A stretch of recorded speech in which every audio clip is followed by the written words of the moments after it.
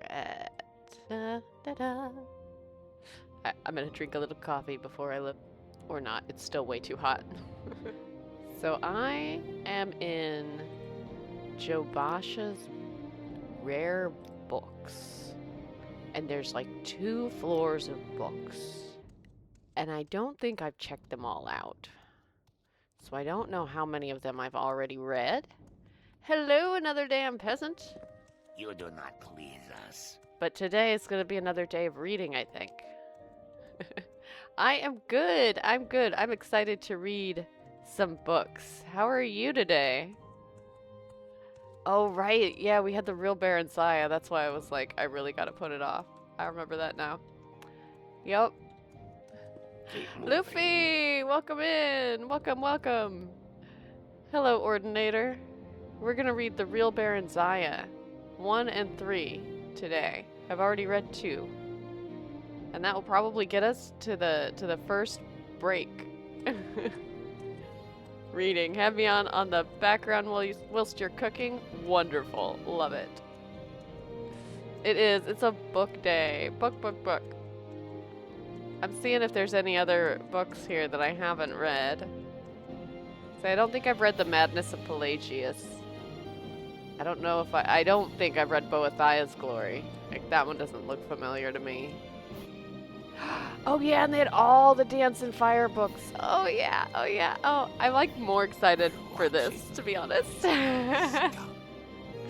Maybe I'll start with those, because I'm so excited about the Dance and Fire books. I think I might. They have my favorite author. They have the whole series. I'm just waiting for the ads to finish. I run ads very first thing. There's about 20 seconds left. So I guess I can open it up now. What? I got knowledge. I didn't realize Wayne Jarth taught me stuff too. I thought he just had fun books. I should double check, because I know I've read a few of these. I don't need to reread them. I've read 3, I've read 2, and I've read 7. Alright, I knew I hadn't read the first one. Let's begin. A Dance in Fire, Chapter 1, by Wayne Jarth. Scene: the Imperial City, Cyrodiil. Date: 7 Frostfall, 3rd Era, 397. It seemed as if the palace had always housed the Atreus Building Commission, the company of clerks and estate agents who authored and notarized nearly every construction of any note in the Empire. It had stood for 250 years, since the reign of the Emperor Magnus, a plain-fronted and austere hall on a minor but respectable plaza in the Imperial City.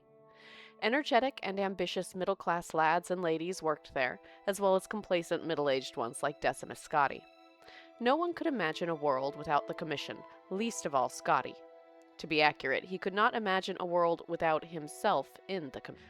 Lord Atreus is perfectly aware of your contributions, said the managing clerk, closing the shutter that demarcated Scotty's office behind him, but you know that things have been difficult. Yes, said Scotty stiffly. Lord Vainich's men have been giving us a lot of competition lately, and we must be more efficient if we are to survive. Unfortunately, that means releasing some of our historically best but presently underachieving senior clerks. I understand. Can't be helped. I'm glad that you understand, smiled the managing clerk, smiling thinly and withdrawing. Please have your room cleared immediately. Scotty began the task of organizing all his work to pass on to his successor. It would probably be young Imbralius who would take most of it on, which was as it should be, he considered philosophically. The lad knew how to find business. Scotty wondered idly what the fellow would do with the contracts for the new statue of St. Alicia for which the Temple of the One had applied. Probably invent a clerical error, blame it on his old predecessor Decimus Scotti, and require an additional cost to rectify. I have correspondence for Decimus Scotti of the Atreus Building Commission. Scotty looked up. A fat-faced courier had entered his office and was thrusting forth a sealed scroll. He handed the boy a gold piece and opened it up. By the poor penmanship, atrocious spelling and grammar, and overall unprofessional tone, it was manifestly evident who the writer was. Leiades Juris, a fellow clerk some years before who had left the commission after being accused of unethical business practices. Dear Scotty, I imagine you always wonder what happened to me, and the last place you would have expected to find me is out in the woods. But that's exactly where I am. Ha ha. If you're smart and want to make a lot of extra gold for Lord Atreus, and yourself, ha ha, you'll come down to Valenwood too. If you haven't, or have been following the politics here lately, you may or may not know that there's been a war between the Boschmer and their neighbors elsewhere over the past 2 years. Things have only just calmed down, and there's a lot that needs to be rebuilt. Now I've got more business than I can handle, but I need someone with some clout, someone representing a respected agency to get the quill in the ink. That someone is you, my friend. Come and meet me at the Mther Pascos Tavern in Falinesti, Valenwood. I'll be here 2 weeks, and you won't be sorry. Juris. P.S. Bring a wagon load of timber if you can. What do you have there, Scotty? Asked a voice. Scotty started. It was Umbralius, his damnably handsome face peeking through the shutters, smiling in that way that melted the hearts of the stingiest of patrons. And the roughest of stonemasons. Scotty shoved the letter in his jacket pocket. Personal correspondence, he sniffed. I'll be cleared up here in a moment. Just a moment. Don't want to hurry you, said Umbralius, grabbing a few sheets of blank contracts from Scotty's desk. I've just gone through a stack, and the junior scribe's hands are all cramping up, so I thought you wouldn't miss a few. The lad vanished. Scotty retrieved the letter and read it again. He thought about his life, something he rarely did. It seemed a sea of gray with a black, insurmountable wall looming. There was only one narrow passage he could see in that wall. Quickly, before he had a moment to reconsider it, he grabbed a dozen of the blank contracts with the shimmering gold leaf Atreus Building Commission by appointment of His Imperial Majesty and hid them in the satchel with his personal effects. The next day, he began his adventure with a giddy lack of hesitation. He arranged for a seat in a caravan bound for Valenwood, the single escorted conveyance to the southeast, leaving the Imperial City that week. He had scarcely hours to pack, but he remembered to purchase a wagon load of timber. It will be extra gold to pay for a horse to pull that, frowned the convoy head. So I anticipated, smiled Scotty with his best Umbralius grin. 10 wagons in all set off that afternoon through the familiar Cyrodiilic countryside, past fields of wildflowers, gently rolling woodlands, friendly hamlets. The clop of the horses' hooves against the sound stone road reminded Scotty that the Atreus Building Commission constructed it. 5 of the 18 necessary contracts for its completion were drafted by his own hand. Very smart of you to bring that wood along, said a gray-whiskered Breton man next to him on his wagon. You must be in commerce. Of a sort, said Scotty, in a way he hoped was mysterious, before introducing himself. Decimus Scotty. Griff Mallon, said the man. I'm a poet, actually a translator of Old Boesmer literature. I was researching some newly discovered tracks of the... Minoriad. I was researching some newly discovered tracks of the Minoriad play bar 2 years ago when the war broke out and I had to leave. You are no doubt familiar with the Minoriad, if you're aware of the Green Pact. Scotty thought the man might be speaking perfect gibberish, but he nodded his head. Naturally, I don't pretend that the Minoriad is as renowned as the Me'Aliadion.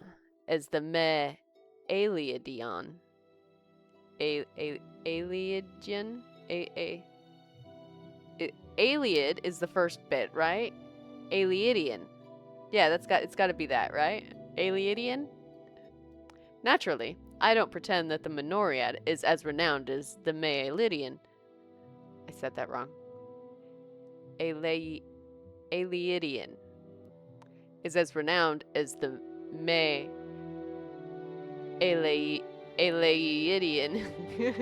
I can't say it.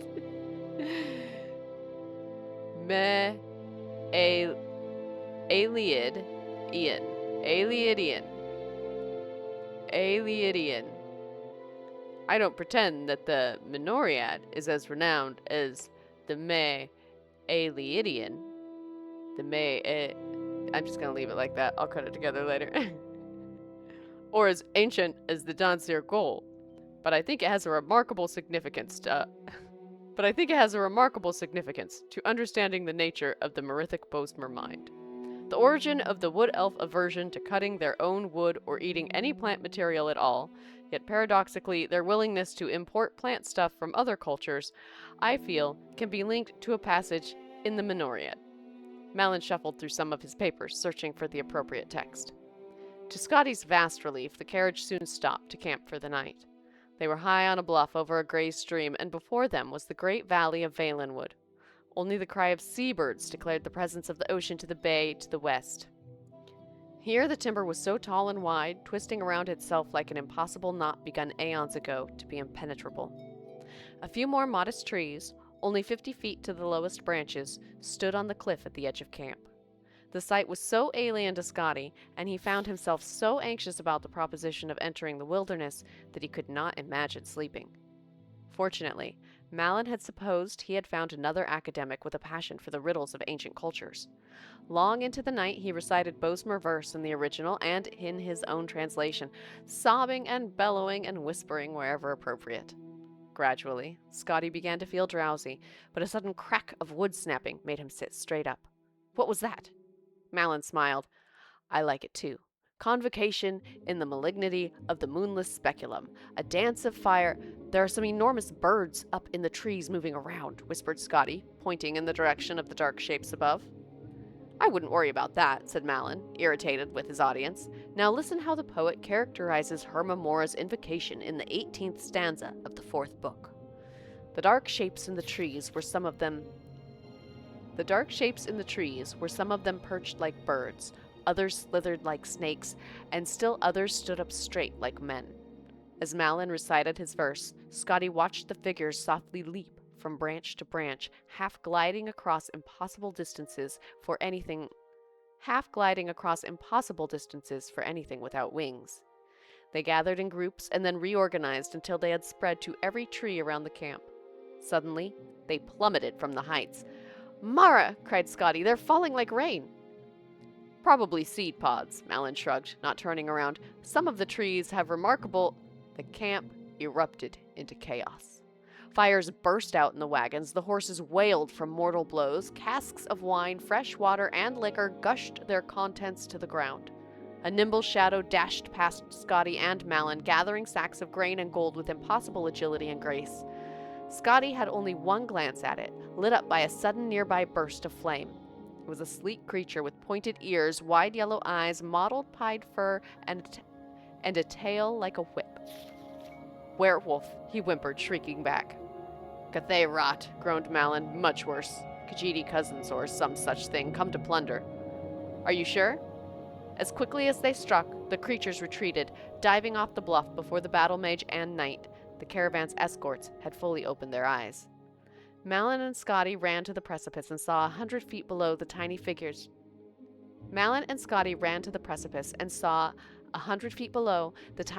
Dash out of the water, shake themselves, and disappear into the wood. Werewolves aren't acrobats like that, said Malin. They were definitely Cathay rot. Bastard thieves. Thanks Stendar they didn't realize the value of my notebooks. It wasn't a complete loss. There we go. A Dance in Fire, Volume 1. Let's do Volume 2. A Dance in Fire, Chapter 2, by Wayne Jarth. It was a complete loss. The Cathay Rot had stolen or destroyed almost every item of value in the caravan in just a few minutes' time. Decimus Scotty's wagon load of wood he had hoped to trade with the Bosmer had been set on fire and then toppled off the bluff. His clothing and contracts were tattered and ground into the mud of dirt mixed with spilt wine. All the pilgrims, merchants, and adventurers in the group moaned and wept as they gathered the remnants of their belongings by the rising sun of the dawn. I best not tell anyone that I managed to hold on to my notes for my translation of the Morrowind play Bar, whispered the poet Grief Malin. They'd probably turn on me. Scotty politely declined the opportunity of telling Malin just how little value he himself placed on the man's property. Instead, he counted the coins in his purse. 34 gold pieces. Very little indeed for an entrepreneur beginning a new business. Hoy! Came a cry from the wood. A small party of Bosmer emerged from the thicket, clad in leather mail and bearing arms. Friend or foe? Neither, growled the convoy head. You must be the Cyrodiils, laughed the leader of the group, a tall, skeleton, thin youth with a sharp, vulpine face. We heard you were en route. Evidently, so did our enemies. I've got to check. I know I've read this one recently, but I might have read it in Oblivion. Alright. Find. Not find all. One sec. I have read this one. I read this one very recently here. So we didn't need that one. I missed it when I was looking at the list before. Alright. It's been 2, 7, 3. Or I forgot. One or the other. I need to read 4 next. This is why I keep lists. I just need to make sure I double check them. Learn acrobatics, probably because we're reading about Khajiit. Alright, so just a quick refresher on what happened in the ones in between, since we're going through. So this one I read this very recently. Yeah, they took him to the city. And he fell asleep, and he woke up with the bug sucking on his chest. Right? And he finally got pointed to Mother Pascost's tavern. And then from Mother Pascost's tavern, he gets a note that Juris is in the next city. And he gets a ship to the next city. When they're almost at the next city, he finds that it's on fire. And so he can't stop at the next city. And then his ship gets, well, the boat that he's in gets shot down. And the guy that he's sailing with drowns because he's drunk and can't swim when he's drunk. It's very sad. Anyway, then he's going to go somewhere with with a group of Bosmer. He's been invited to accompany them. So that's where we're at for chapter 4. He's had a time of it, for sure. Oh, apparently I had started something. Sorry, one sec. Cancel. Alright. Everything's set. Good. Then go for that redeem. It's a good one. I'm a possum. I'm a reading possum. Thank you for the redeem, Kitty Fly. And it looks like Luffy made me a possum earlier. I didn't notice while I was reading. Thank you for that. A Dance in Fire, Chapter 4, by Wayne Jarth. 18 Bosmeri and 1 Cyrodiilic former senior clerk for an Imperial Building Commission trudged through the jungle westward from the Xylo River to the ancient village of Vindisi. For Decimus Scotti, the jungle was hostile, unfamiliar ground. The enormous vermiculated trees filled the bright morning with darkness and resembled nothing so much as grasping claws bent on impeding their progress. Even the fronds of the low plants quivered with malevolent energy. What was worse, he was not alone in his anxiety. His fellow travelers, the natives who had survived the Khajiit attacks on the villages of Grenos and Athay, wore faces of undisguised fear. Hey, mute, welcome in. My name is Enrico Montoya. You killed my father. Prepare to that. Great movie. There was something sentient in the jungle, and not merely the mad but benevolent indigenous spirits. In his peripheral vision, Scotti could see the shadows of the Khajiit following the refugees, leaping from tree to tree. When he turned to face them, the lithe forms vanished into the gloom as if they had never been there, but he knew he had seen them, and the Bosmeri saw them too, and quickened their pace. Hey, Pyrus, welcome in! The possum has taken over the stream. Yes. That was a good impression. Oh, thank you, Kitty Fly. I don't know that I've ever really... I mean, you joke around and say it. Thank you. After 18 hours... bitten raw by insects, scratched by 1,000 thorns, they emerged into a valley clearing. It was night, but a row of blazing torches greeted them, illuminating the leather-wrought tents and jumbled stones of the hamlet of Vindisi. At the end of the valley, the torches marked a sacred site, a gnarled bower of trees pressed close together to form a temple. Wordlessly, the Boesmary walked the torch arcade toward the trees. Scotty followed them. When they reached the solid mass of living wood with only one gaping portal, Scotty could see a dim blue light glowing within. A low, sonorous moan from 100 voices echoed within. The Boesmary maiden he had been following held out her hand, stopping him. "You do not understand, but no outsider, not even a friend, may enter," she said. "This is a holy place." Scotty nodded and watched the refugees march into the temple, heads bowed. Their voices joined with the ones within. When the last wood elf had gone inside, Scotty turned his attention back to the village. There must be food to be had somewhere. A tendril of smoke and a faint whiff of roasting venison beyond the torchlight led him. They were 5 Cyrodiils, 2 Bretons, and a Nord. The group gathered around the campfire of glowing white stones, pulling steaming strips of meat from the cadaver of a great stag. At Scotty's approach, they rose up, all but the Nord, who was distracted by his hunk of animal flesh. "Good evening. Sorry to interrupt, but I was wondering if I might have a little something to eat. I'm afraid I'm rather hungry after walking all day with some refugees from Grenos and Athay." They bade him to sit down and eat, and introduced themselves. "So the war's back on, it seems," said Scotty amiably. "Best thing for these effete do-nothings," replied the Nord in between bites. "I've never seen such a lazy culture. Now they've got the Khajiit striking them on land and the High Elves at sea. If there's any province that deserves a little distress, it's damnable Balenwood." "I don't see how they're so offensive to you," laughed one of the Bretons. "They're congenital thieves, even worse than the Khajiit, because they are so blessed and meek in their aggression." The Nord spat out a gob of fat that sizzled on the hot stones of the fire.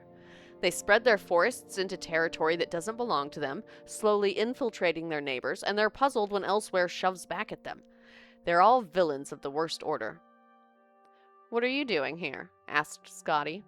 "I'm a diplomat from the court of Gehenna," muttered the Nord, returning to his food. I love that the diplomat just hates them. Just the characterization. Wayne Jarth, great job. "What about you? What are you doing here?" asked one of the Cyrodiils. I work for Lord Atreus's building commission in the Imperial City, said Scotty. "One of my former colleagues suggested that I come down to Valenwood. He said the war was over, and I could contract a great deal of business for my firm rebuilding what was lost. One disaster after another, and I've lost all my money. I'm in the middle of a rekindling war, and I cannot find my former colleague." "Your former colleague," murmured another of the Cyrodiils, who had introduced himself as Reglius. "He wasn't by any chance named Leodes Juris, was he?" "You know him?" "He lured me down to Valenwood in nearly the exact same circumstances," smiled Reglius grimly. "I worked for your employer's competitor, Lord Vainich's men, where Leodes Juris also formerly worked. He wrote to me asking that I represent an Imperial building commission and contract some post-war construction. I'd just been released from my employment, and I thought that if I brought some new business, I could have my job back. Juris and I met in Athay, and he said he was going to arrange a very lucrative meeting with the Sylvanar." Scotty was stunned. "Where is he now?" "I'm no theologian, so I couldn't say," Reglius shrugged. "He's dead. When the Khajiit attacked Athay, they began by torching the harbor where Juris was readying his boat. Or should I say, my boat, since it was purchased with the gold I brought. By the time they were even aware of what was happening enough to flee, everything by the water was ash. The Khajiit may be animals, but they know how to arrange an attack." "I think they followed us through the jungle to Vindisi," said Scotty nervously. "There was definitely a group of something jumping along the treetops." "Probably one of the monkey folk," snorted the Nord. "Nothing to be concerned about." "When we first came to Vindisi and the Boesmary all entered that tree, they were furious, whispering something about unleashing an ancient terror on their enemies," the Breton shivered, remembering. "They've been there ever since, for over a day and a half now. If you want something to be afraid of, that's the direction to look." The other Breton, who was a representative of the Daggerfall Mages Guild, was staring off into the darkness while his fellow provincial spoke.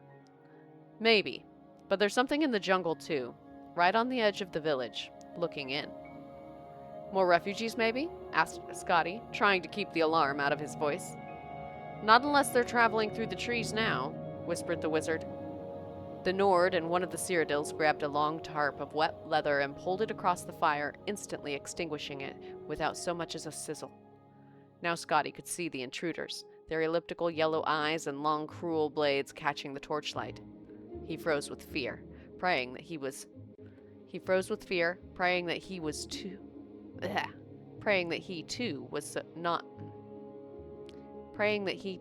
not so visible to them. He felt something bump against his back and gasped. Reglius's voice hissed up from above. "Be quiet for Mara's sake and climb up here." Scotty grabbed hold of the knotted double vine that hung down from a tall tree at the edge of the dead campfire.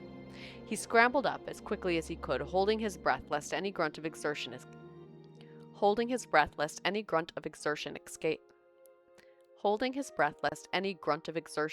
him. At the top of the vine, high above the village, was an abandoned nest from some great bird in a trident-shaped branch. As soon as Scotty had pulled himself into the soft, fragrant straw, Reglius pulled up the vine. No one else was there, and when Scotty looked down, he could see no one below. No one, that is, except the Khajiit, slowly moving toward the glow of the temple tree. "Thank you," whispered Scotty, deeply touched that a competitor had helped him. He turned away from the village and saw that the tree's upper branches brushed against the mossy rock that surrounded the valley below. "How are you at climbing?" "You're mad," said Reglius under his breath. "We should stay here until they leave." "If they burn Vindisi like they did Athea Grenos, we'll be dead, sure as if we were on the ground." Scotty began the slow, careful climb up the tree, testing each branch. "Can you see what they're doing?" "I can't really tell." Reglius stared down into the gloom. "They're at the front of the temple. I think they also have, it looks like, long ropes trailing off behind them, off into the pass." Scotty crawled onto the strongest branch that was pointing towards the wet, rocky face of the cliff. It was not a far jump at all, so close, in fact, that he could smell the moisture and feel the coolness of the stone. But it was a jump, nevertheless, and in his history as a clerk, he had never before leapt from a tree 100 feet off the ground to a sheer rock. He pictured, in his mind's eye, the shadows that had pursued him through the jungle from the heights above, how their legs coiled to spring, how their arms snapped forward in an elegant, fluid motion to grasp. He leapt. His hands grappled for rock, but long, thick cords of moss were more accessible. He held hard, but when he tried to plant his feet forward, they slipped up skyward. For a few seconds, he found himself upside down before he managed to pull himself into a more conventional position. There was a narrow outcropping jutting out of the cliff where he could stand and finally exhale. "Reglius! Reglius! Reglius!" Scotty did not dare to call out. In a minute, there was a shaking of branches, and Lord Vainage's man emerged. First his satchel, then his head, then the rest of him. Scotty started to whisper something, but Reglius shook his head violently and pointed downward. One of the Khajiit was at the base of the tree, peering at the remains of the campfire. Reglius awkwardly tried to balance himself on the branch, but as strong as it was exceedingly difficult with only one free hand. Scotty cupped his palms and then pointed at the satchel. It seemed to pain Reglius to let it out of his grasp, but he relented and tossed it to Scotty. There was a small, almost invisible hole in the bag, and when Scotty caught it, a single gold coin dropped out. It rang as it bounced against the rock wall on the descent, a high, soft sound that seemed like the loudest alarm Scotty had ever heard. Then many things happened very quickly. The Khajiit at the base of the tree looked up and gave a loud wail. The other Khajiit followed in chorus as the cat below crouched down and then sprung up into the lower branches. Reglius saw it below him, climbing up with impossible dexterity, and panicked. Even before he jumped, Scotty could tell that he was going to fall. With a cry, Reglius the clerk plunged to the ground, breaking his neck on impact. A flash of white fire erupted from every crevice of the temple, and the moan of the Bosmeri prayer changed into something terrible and otherworldly. The climbing Khajiit stopped and stared. "Kiergo," it gasped, "the wild hunt." It was as if a crack in reality had opened wide. A flood of horrific beasts, tentacled toads, insects of armor and spine, gelatinous serpents, vaporous beings with the face of gods, all poured forth from the great hollow tree, blind with fury. They tore the Khajiit in front of the temple to pieces. All the other cats fled for the jungle, but as they did so, they began pulling on the ropes they carried. In a few seconds' time, the entire village of Vindisi was boiling with the lunatic apparitions of the wild hunt. Over the babbling, barking, howling horde, Scotty heard the Cyrodiils in hiding cry out as they were devoured. The Nord too was found and eaten, and both Bretons. The wizard had turned himself invisible, but the swarm did not rely on their sight. The tree the Cathay rot was in began to sway and rock from the impossible violence beneath it. Scotty looked at the Khajiiti's fear-struck eyes and held out one of the cords of moss. The cat's face showed its pitiful gratitude as it leapt for the vine. It didn't have time to entirely replace that expression when Scotty pulled back the cord and watched it fall. The hunt consumed it to the bone before it struck the ground. Scotty's own jump up to the next outcropping of rock was immeasurably more successful. From there, he pulled himself to the top of the cliff and was able to look down into the chaos that had been the village of Vindisi. The hunt's mass had grown and began to spill out through the pass out of the valley, pursuing the fleeing Khajiiti. It was then that the madness truly began. In the moon's light, from Scotty's vantage, he could see where the Khajiiti had attached their ropes. With a thunderous boom, an avalanche of boulders poured over the pass. When the dust cleared, he saw that the valley had been sealed. The wild hunt had nowhere to turn but on itself. Scotty turned his head, unable to bear to look at the cannibalistic orgy. The night jungle stood before him, a web of wood. He slung Regulus's satchel over his shoulder and entered. I like that. That was the first one I ever read in that series. The Dance in Fire, Part 4, and Part 5 now. Oh, actually, first, I'm going to have a little sip of my coffee. I think it's cooled down enough. And I'm out of my normal chocolate milk that I put in it, and it sure does feel like it's missing something. Alright. A Dance in Fire, Chapter 5, by Wayne Jarth. So I'm trying to figure out what I'm about to read. And who's talking? Indiscriminate gender. Okay. So, the forest will eat love. Straight ahead. Stupid and a stupid cow. The voice boomed out so suddenly that Decimus Scotty jumped. He stared off into the dim jungle glade from which he only heard animal and insect calls and the low whistling of wind moments before. It was a queer, oddly accented voice of indiscriminate gender, tremulous in its modulations but unmistakably human, or at the very least elven. An isolated Bosmer, perhaps, with a poor grasp of the Cyrodiilic language. After countless hours of plodding through the dense knot of Valenwood jungle, any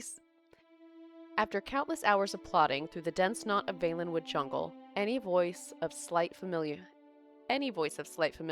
sounded wondrous. "Hello?" he cried.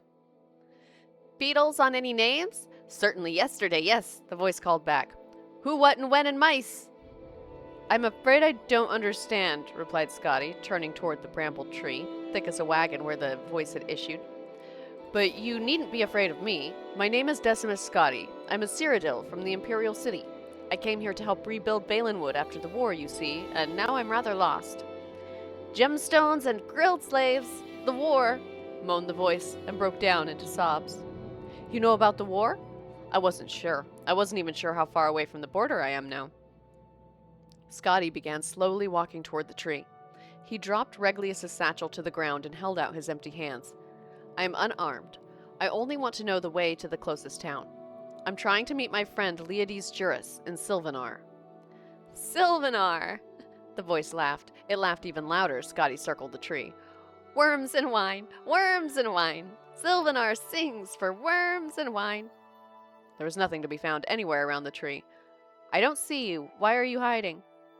In frustration born of hunger and exhaustion, he struck the tree trunk. A sudden shiver of gold and red erupted from a hollow nook above, and Scotty was surrounded by 6 winged creatures scarcely more than a few inches long. Bright crimson eyes were set on either side of tunnel-like protuberances, the animals' always open mouths. They were legless, and their thin, rapidly beating aureate wings seemed poorly constructed to transport their fat, swollen bellies. And yet, they darted through the air like sparks from a fire. Whirling about the poor clerk, they began chattering what he now understood to be perfect nonsense. "Wines and worms, how far from the border am I? Academic garnishments, and alas, Leades Juris. Hello. Hello, I'm afraid I'm unarmed. Smoke and flames, and the closest town is dear Oblivion.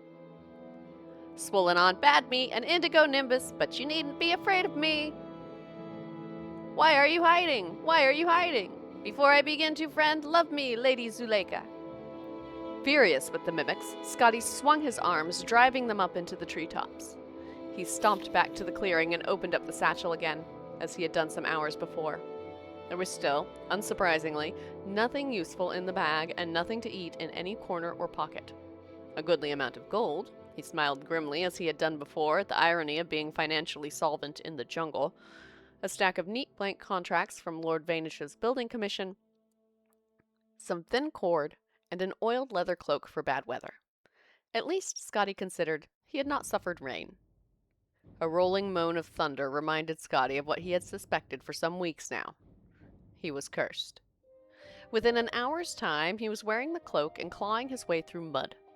The trees, which had earlier allowed no sunlight in, provided no shelter against the pounding storm and wind. The only sounds that pierced the pelting of the rain were the mocking calls of the flying creatures flitting just above, babbling their nonsense. Scotty bellowed at them through rocks, but they seemed enamored of his company. While he was reaching to grab a promising-looking stone to hurl at his tormentors, Scotty felt something shift beneath his feet. Wet but solid ground suddenly liquefied and became a rolling tide, rushing him forward, light as a leaf. Rushing him forward. Light as a leaf, he flew head over feet over head until the mud flow dropped and he continued forward, plunging down into a river 25 feet below. The storm passed quite as instantly as it had arrived. The sun melted the dark clouds and warmed Scotty as he swam for the shore. There, another sign of the Khajiit incursion into Valenwood greeted him. A small fishing village had stood there once, so recently extinct that it smoldered like a still warm corpse. Dirt cairns that had once housed fish by the smell of them had been ravaged, their bounty turned to ash. Rafts and skiffs lay broken, scuttled, half submerged. All the villagers were no more, either dead or refugees far away. So he presumed. Something banged against the wall of one of the ruins. Scotty ran to investigate. Can I have a little more coffee? One sec. Or just finish it, whichever. Alright. My name is Decimus Scotty, sang the first winged beast. I'm a Cyrodiil from the Imperial City. I came here to help rebuild Valenwood after the war, you see, and now I'm rather lost. I swell to maculate ape neck, agreed one of its companions. I don't see you. Why are you hiding?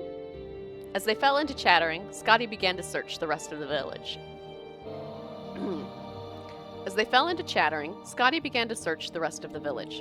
Surely the cats had left something behind. A scrap of dried meat, a morsel of fish sausage, anything. But they had been immaculate in their complete annihilation. There was nothing to eat anywhere. Scotty did find one item of possible use under the tumbled remains of a stone hut. A bow and 2 arrows made of bone. The string had been lost, likely burned away in the heat of the fire, but he pulled the cord from Reglius's satchel and restrung it. The creatures flew over and hovered nearby as he worked. Hey, Captain, welcome in. I'm glad you're here. It's story time today. The creatures flew over and hovered nearby as he worked. The convent of the sacred Leiades Juris? You know about the war. Worms and wine, circumscribe a golden host, ape neck. The moment the cord was taut, Scotty knocked an arrow and swung around, pulling the string tight against his chest. The winged beasts, having had experience with archers before, shot off in all directions in a blur. They needn't have bothered. Scotty's first arrow dove into the ground 3 feet in front of him. He swore and retrieved it. The mimics, having likewise had experience with poor archers before, returned at once to hover nearby and mock Scotty. When are we reading The Lusty Arconian Maid? Whenever I find it. Does it exist in Morrowind? I did read it in Oblivion. Did I see the thing? I did not, Captain. I think I have Discord closed right now. I'll open it after the stream and take a look if that's all right. Unless you need me to see it sooner, then I can open it sooner. Okay. I don't use Discord very much. Toon Wolf, you were playing Barony the other day and you found the Lusty Argonian Goblin. What? How does that work? An Argonian Goblin? Anyway, the Lusty Argonian Maid, I did read in Morrowind, so I have read it, and I have thoughts about it. I could share. The Lusty Goblin Maid. No worries, happens to the best of us. Anyway, I've got thoughts. When I do If I do find it in Morrowind, I haven't looked up if it's in Morrowind. It probably is if you're bringing it up. I could share my thoughts on it then. So I do have some thoughts about that book. It's really a play, but yeah. Alright, where was I at? On his second shot, Scotty did much better, in purely technical terms. He remembered how the archers in Falinesti looked when they pulled himself out from under the Horvertic, and they were all taking aim at him. He extended his left hand, and right elbow in a symmetrical line, drawing the bow so his hand touched jawline, and he could see the creature in his sight like the arrow was a finger he was pointing with. The arrow missed the target by only 2 feet, but it continued on its trajectory, snapping when it struck a rock wall. It is the author himself gives it to you. Oh! So if I was playing a more intelligent character... like my last one, I could, like, maybe talk to him about it? The character I'm playing now is, canonically not really understanding what she's reading. You can just go kill him and take it. Or I could kill him and take it. But I want to know. I want to know his interpretation on the work. Because I have thoughts. And I want to know what was intentional and what was not intentional. Yeah. But say before you do it. Because he's linked to the main quest. Well, maybe I'll just let him give it to me then. We'll see. We'll see what happens at that point in time. Since I've never played it before. And no spoilers, please, because I don't know how the story goes. I've managed to remain spoiler-free on this very old game.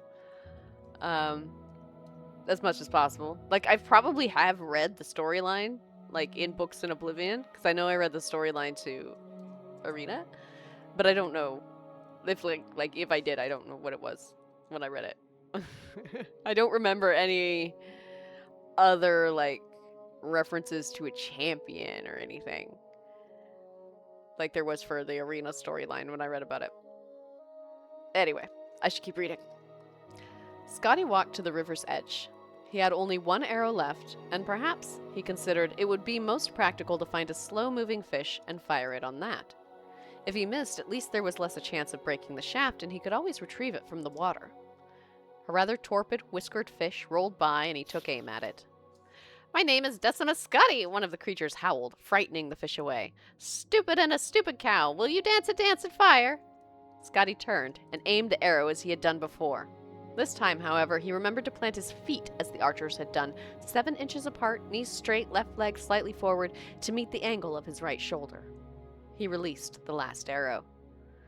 The arrow also proved a serviceable prong for roasting the creature against the smoking hot stones of one of the ruins. Its other companions had disappeared instantly after the beast was slain, and Scotty was able to dine in peace. The meat proved to be delicious, if scarcely more than a first course. He was picking the last of it from the bones when a boat sailed into view from around the bend of the river. At the helm were Bosmer sailors. Scotty ran to the bank and waved his arms. They averted their eyes and continued past. "You bloody callous bastards!" Scotty howled. "Knaves! Hooligans! Ape-necks! Scoundrels!" Now he sounds like the creatures. A gray-whiskered form came out from a hatch, and Scotty immediately recognized him as Griff Mallon, a poet-translator he had met in the caravan from Cyrodiil. He peered Scotty's direction, and his eyes lit up with delight. "Decimus Scotty! Precisely the man I hoped to see! I want to get your thoughts on a rather puzzling passage in the Menoriad play bar. It begins, 'I went weeping into the world, searching for wonders.' Perhaps you're familiar with it?"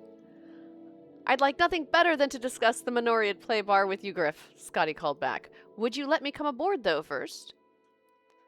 Overjoyed at being on a ship bound for any port at all, Scotty was true to his word. For over an hour, as the boat rolled down the river past the blackened remnants of Bosemary villages, he asked no questions and spoke nothing of his life over the past weeks. He merely listened to Mallon's theories of Merithic Aldmeri Esoterica. The translator was undemanding of his guest's scholarship, accepting nods and shrugs as civilized conversation. He even produced some wine and fish jelly, which he shared with Scotty absent-mindedly as he expounded on his various theses. Finally, while Mallon was searching for a reference to some minor point in his notes, Scotty asked, "Rather off the subject, but I was wondering where we're bound." The very heart of the province, Sylvanar, Malin said, not looking up from the passage she was reading.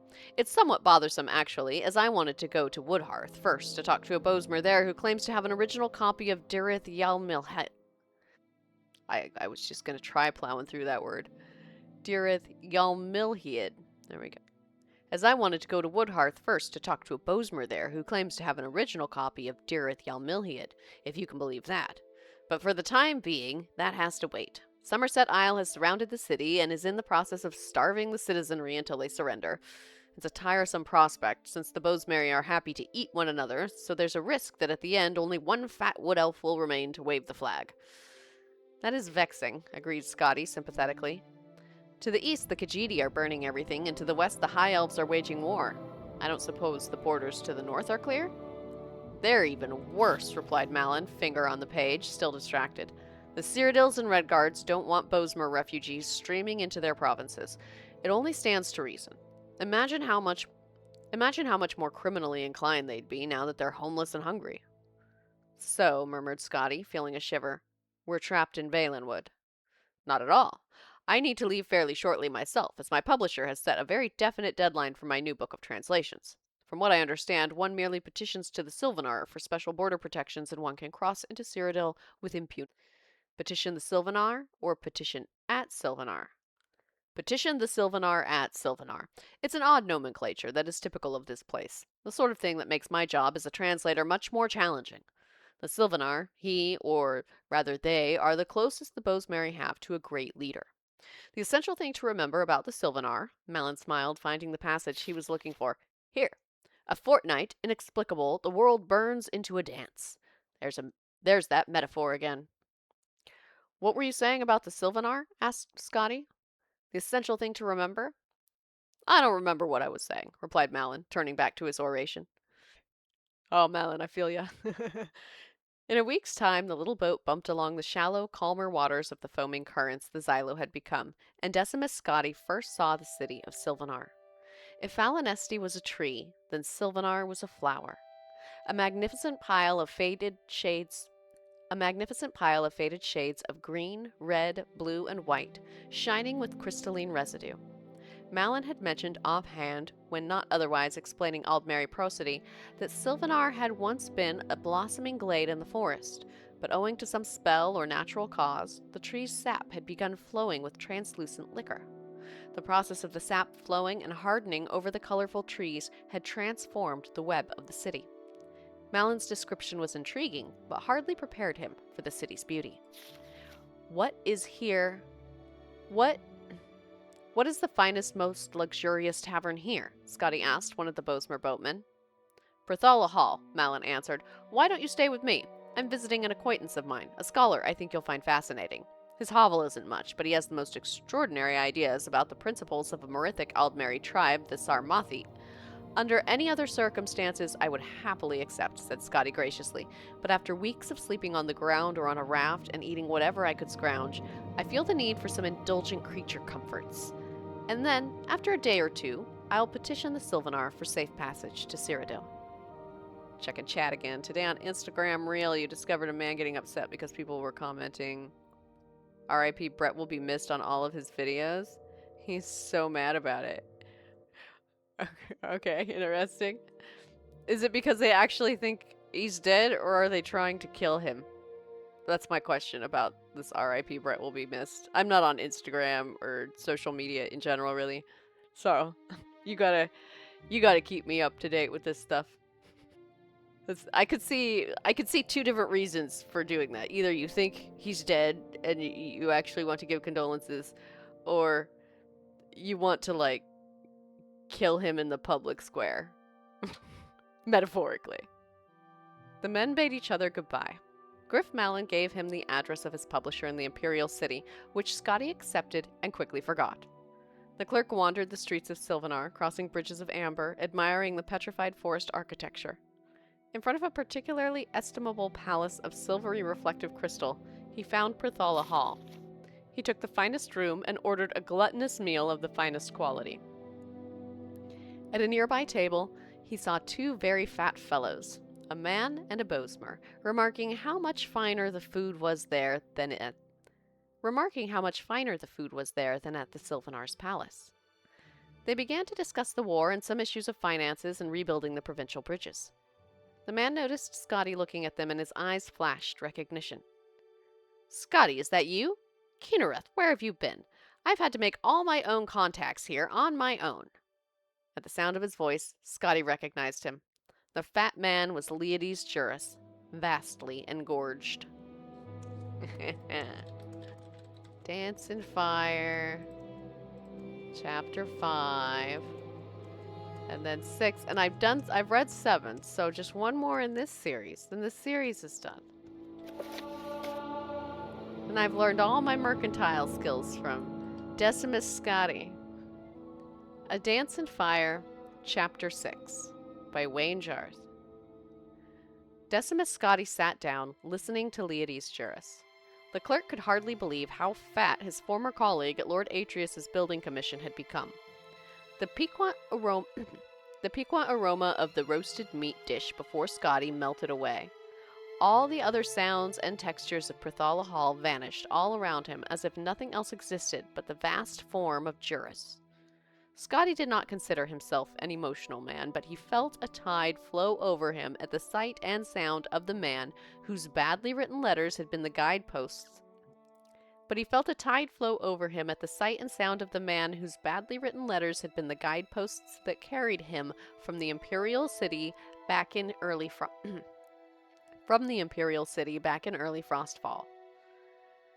"Where have you been?" Juris demanded again. "I told you to meet me in Falinesti weeks ago." "I was there weeks ago," Scotty stammered, too surprised to be indignant. "I got your note to meet you in Athay, and so I went there, but the Khajiit had burned it to the ground. Somehow, I found my way with the refugees in another village, and someone there told me that you had been killed."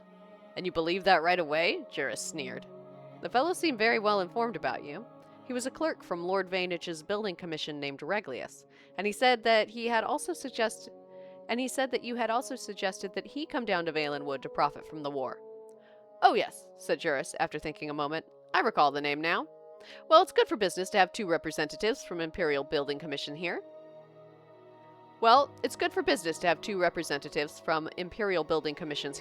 We just need to all coordinate our bids, and all should be well." "Reglius is dead," said Scotty, "but I have his contracts from Lord Vainich's commission." "Even better," gasped Juris, impressed. "I never knew you were such a ruthless competitor, Decimus Scotty. Yes, this could certainly improve our position with the Sylvanar. Have I introduced you to Bath here?" Scotty had only been dimly aware of the Bosmer's presence at the table with Juris, which was surprising given that the Mer's girth nearly equaled his dining companion. The clerk nodded to Bath coldly, still numb and confused. It had not left his mind that only any hour earlier Scotty had intended to petition the Sylvanar. Oh, that is a typo. It had not left his mind that only an hour earlier Scotty had intended to petition the Sylvanar for safe passage through the border back to Cyrodiil. The thought of doing business with Juris after all, of profiting from Valenwood's war with Elsewhere, and now the second one with the Somerset Isle, seemed like something happening to another person. "Your colleague and I were talking about the Sylvanar," said Bast, putting down the leg of mutton he had been gnawing on. "I don't suppose you've heard about his nature." "A little, but nothing very specific. I got the impression that he's very important and very peculiar." "He is a representative of the people, legally, physically, and emotionally," explained Juris, a little annoyed at his new partner's lack of common knowledge. "When they're healthy, so is he. When they're mostly female, so is he. When they cry for food or trade or an absence of foreign interference, he feels it too and makes laws accordingly. In a way, he's a despot, but he's the people's despot." "That sounds," said Scotty, searching for the appropriate word, "like bunk." "Perhaps it is," shrugged Bast, "but he has many rights as the voice of the people, including the granting of foreign building and trade contracts. It's not important whether you believe us. Just think of the Sylvanar as being like one of your mad emperors, like Pelagius. The problem facing us now is that since Valenwood is being attacked on all sides, the Sylvanar's aspect is now one of distrust and fear of foreigners. The one hope of his people, and thus of the Sylvanar himself, is that the Emperor will intervene and stop the war." "Hi, Jess. Welcome in. I'm glad you're here. I'm doing well." Will he? Asked Scotty. How are you doing, Jess, by the way, before I continue reading? And where was I at? We'll intervene and stop the war. Will he? Asked Scotty. Fish and chips. Yummy, yummy. British food on your plate. Nice. You're being all sorts of international right now, aren't you? British food on an American stream. Probably a few other things, yeah. Well, welcome in. I'm glad you're here. You know as well as we do that the Emperor has not been himself lately. Juris helped himself to Regulus's satchel and pulled out the blank contracts. Who knows what he'll choose to do or not do? That reality is not our concern, but these blessings from the late good Sir Regulus make our job much simpler. They discussed how they would represent themselves to the Sylvanar into the evening. Scotty ate continuously, but not nearly so much as Juris and Bast. When the sun had begun to rise in the hills, its light reddening through the crystal walls of the tavern, Juris and Bast left to their rooms at the palace, granted to them diplomatically in lieu of an actual immediate audience with the Sylvanar. Scotty went to his room. He thought about staying up a little longer to ruminate over Juris's plans and see what might be the flaw in them, but upon touching the cool, soft bed, he immediately fell asleep. Morrowind is treating me very well. I'm loving it. There are many books and many adventures. I get to whack things with a big axe. It's very satisfying. I'm gonna have a little water. The next afternoon, Scotty awoke, feeling himself again. In other words, timid. For several weeks now, he had been a creature bent on mere survival. He had been driven to exhaustion, attacked by several jungle beasts, starved, nearly drowned, and forced into discussions of ancient Aldmeri poetical works. The discussion he had with Juris and Bast about how to dupe the Sylvanar into signing their contracts seemed perfectly reasonable then. Scotty dressed himself in his old battered clothes and went downstairs in search of food and a peaceful place to think. "You're up," cried Bast upon seeing him. "We should go to the palace now." Yes, this is my first playthrough, Jess. And I haven't even done very much of the main quest yet, so... apparently I made a character that's not very inclined to do the main quest. But she is very inclined to go looking through the bookstores for any books her sister might like.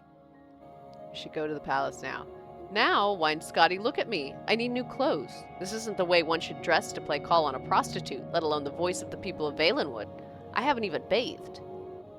You must cease from this moment forward being a clerk and become a student of mercantile trade, said Leodes Juris grandly, taking Scotty by the arm and leading him into the sunlit boulevard outside. The first rule is to recognize what you represent to the prospective client and what angle best suits you. You cannot dazzle him with opulent fashion and professional bearing, my dear boy, and it would be fatal if you attempted to. Trust me on this. Several others besides Bast and I are guests at the palace, and they have made the error of appearing too eager, too formal, too ready for business. They will never be granted audience with the Sylvanar, but we have remained aloof ever since the initial rejection. I've dallied about the court, spread my knowledge of life in the imperial city, had my ears pierced, attended promenades, eaten and drunk of all that was given to me. I dare say I've put on a pound or two. The message we've sent is clear. It is in his, not our, best interest to meet. Books are life, after all. Yes, they are. Books are life. Our plan worked, added Bast. When I told his minister that our imperial representative had arrived and that we were at last willing to meet with the Sylvanar this morning, we were told to bring you there straight away. Aren't we late then? Asked Scotty. Very, laughed Juris, but that's again part of the angle we're representing. Benevolent disinterest. Remember not to confuse the Sylvanar with conventional nobility. He is the mind of the common people. When you grasp that, you'll understand how to manipulate him. Juris spent the last several minutes of the walk through the city expounding on his theories about what Valenwood needed, how much, and at what price. They were staggering figures, far more construction and far higher costs than anything Scotty had been used to dealing with. He listened carefully. All around them, the city of Sylvanar revealed itself, glass and flower, roaring winds and beautiful inertia. When they reached the palace of the Sylvanar, Decimus Scotty stopped, stunned. Juris looked at him for a moment and then laughed. It's quite bizarre, isn't it? That it was. a frozen scarlet burst of twisted, uneven spires as if a rival sun rising. A blossom the size of a village where courtiers and servants resembled nothing so much as insects walking about it, sucking its ichor. Entering over a bent petal-like bridge, the three walked through the palace of unbalanced walls. Where the partitions bent close together and touched, there was a shaded hall or a small chamber. Where they warped away from one another, there was a courtyard. Where there were no doors anywhere, nor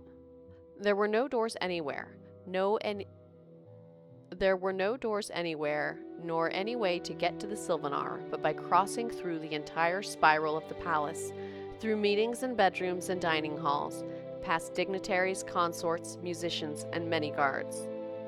"It's an interesting place," said Bast, "but not very much privacy. Of course, that suits the Sylvanar well." When they reached the inner corridors, 2 hours after they first entered the palace, guards brandishing blades and bows stopped them. "We have an audience with the Sylvanar," said Juris patiently. "This is Lord Decimus Scotti, the Imperial representative." One of the guards disappeared down the winding corridor and returned moments later with a tall, proud Bosmer clad in a loose robe of patchwork leather. He was the Minister of Trade. The Sylvanar wishes to speak with Lord Decimus Scotti alone. It was not the place to argue or show fear, so Scotti stepped forward, not even looking toward Juris and Bast. He was certain they were showing their masks of benevolent indifference. Following the minister into the audience chamber, Scotti recited to himself all the facts and figures Juris had presented to him. He willed himself to remember the angle and the image he must project. The audience chamber of the Sylvanar was an enormous dome where the walls bent from bowl-shaped at the base inward to almost meet at the top. A thin ray of sunlight streamed through the fissure hundreds of feet above and directly upon the Sylvanar, who stood upon a puff of shimmering gray powder. For all the wonder of the city and the palace, the Sylvanar himself looked perfectly ordinary. An average, blandly handsome, slightly tired-looking, extraordinary wood elf of the type one might see in any capital in the empire. It was only when he stepped from the dais that Scotti noticed an eccentricity in his appearance. He was very short. "I had to speak with you alone," said the Sylvanar in a voice common and unrefined. "May I see your papers?" Scotti handed him the blank contracts from Lord Vantage's building commission. The Sylvanar studied them, running his finger over the embossed seal of the Emperor before handing them back. He suddenly seemed shy, looking to the floor. "There are many charlatans at my court who wish to benefit from the wars. I thought you and your colleagues were among them, but those contracts are genuine." "Yes, they are," said Scotti calmly. The Sylvanar's conventional aspect made it easy for Scotti to speak with no formal greetings, no deference, exactly as Juris had instructed. "It seems most sensible to begin straight away talking about the roads which need to be rebuilt, and then the harbors that the Altmeri have destroyed, and then I can give you my estimates on the cost of resupplying and renovating the trade routes." "Why hasn't the Emperor seen fit to send a representative when the war with Elsewhere began 2 years ago?" asked the Sylvanar glumly. Scotti thought a moment before replying of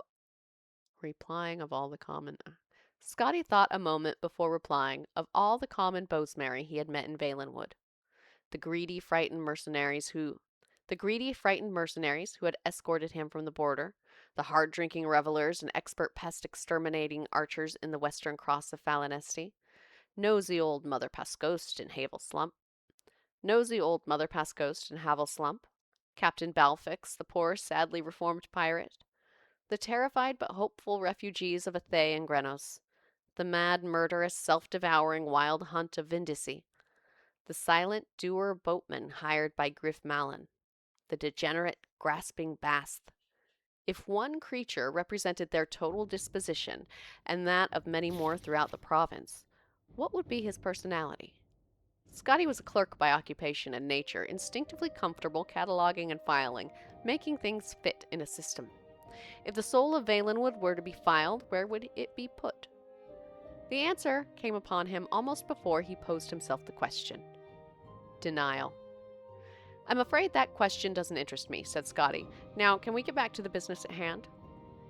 All afternoon, Scotti and the Sylvanar discussed the pressing needs of Valenwood. every contract was filled and signed. So much was required, and there were so many costs associated that addenda and codicils had to be scribbled into the margins of the papers, and those had to be re-signed. Scotty maintained his benevolent indifference, but he found that dealing with the Sylvanar was not quite the same as dealing with a simple sullen child. The voice of the people knew certain practical everyday things as well. The yields of fish, the benefits of trade, the condition of every township and forest in his province. "We will have a banquet tomorrow night to celebrate this commission," said the Sylvanar at last. "Best make it tonight," replied Scotty. "We should leave for Cyrodiil with the contracts tomorrow, so I'll need a safe passage to the border. We best not waste any time."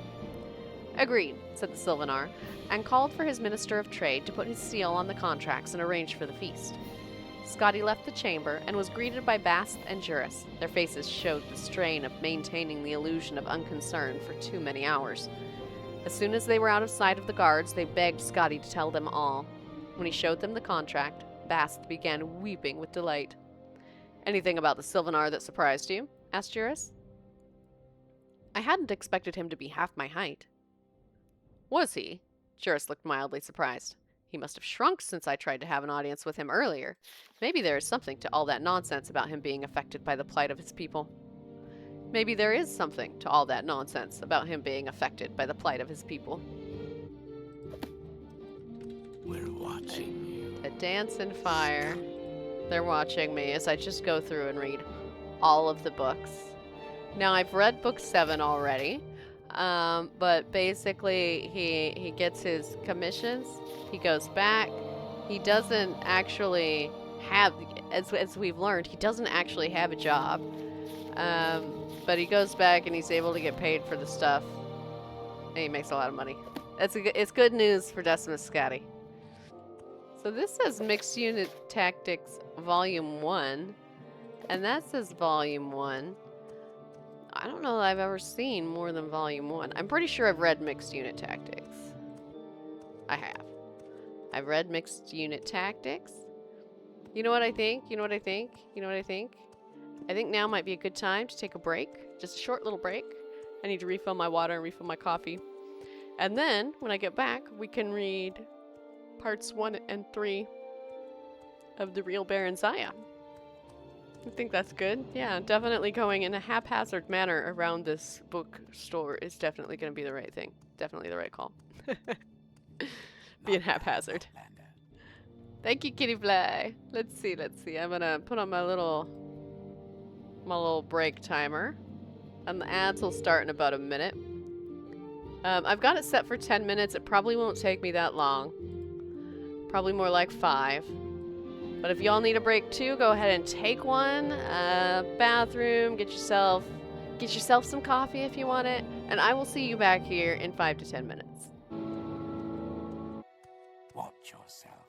We'll have no trouble here. Let's not make this under. Move along. Let's not make this official, Outlander. Move along. Alrighty. Got some more water. Ready for some more reading. So I've read The Real Barenziah Volume 2. I'm gonna double check, but I'm like 99% sure that's what I've read. Yeah, Volume 2. So let's start with Volume 1. It's a good thing we got Volumes 1 and 3 here. Finish off this series. The Real Barenziah, Part 1. Anonymous. 500 years ago in Mournhold, city of gems, there lived a blind widow and her only child, a tall, strapping young man. He was a miner, as was his father before him, a common laborer in the mines of the Lord of Mournhold, for his ability in magicka was small. The work was honorable, but paid poorly. His mother made and sold comberry cakes at the city market to help eke out her living. They did well enough, she said. They had enough to fill their bellies, and no one could wear more than one suit of clothing at a time, and the roof leaked only when it rained. But Symmachus would have liked more. He hoped for a lucky strike at the mines, which would garner him a large bonus. In his free hours, he enjoyed hoisting a mug of ale in the tavern with his friends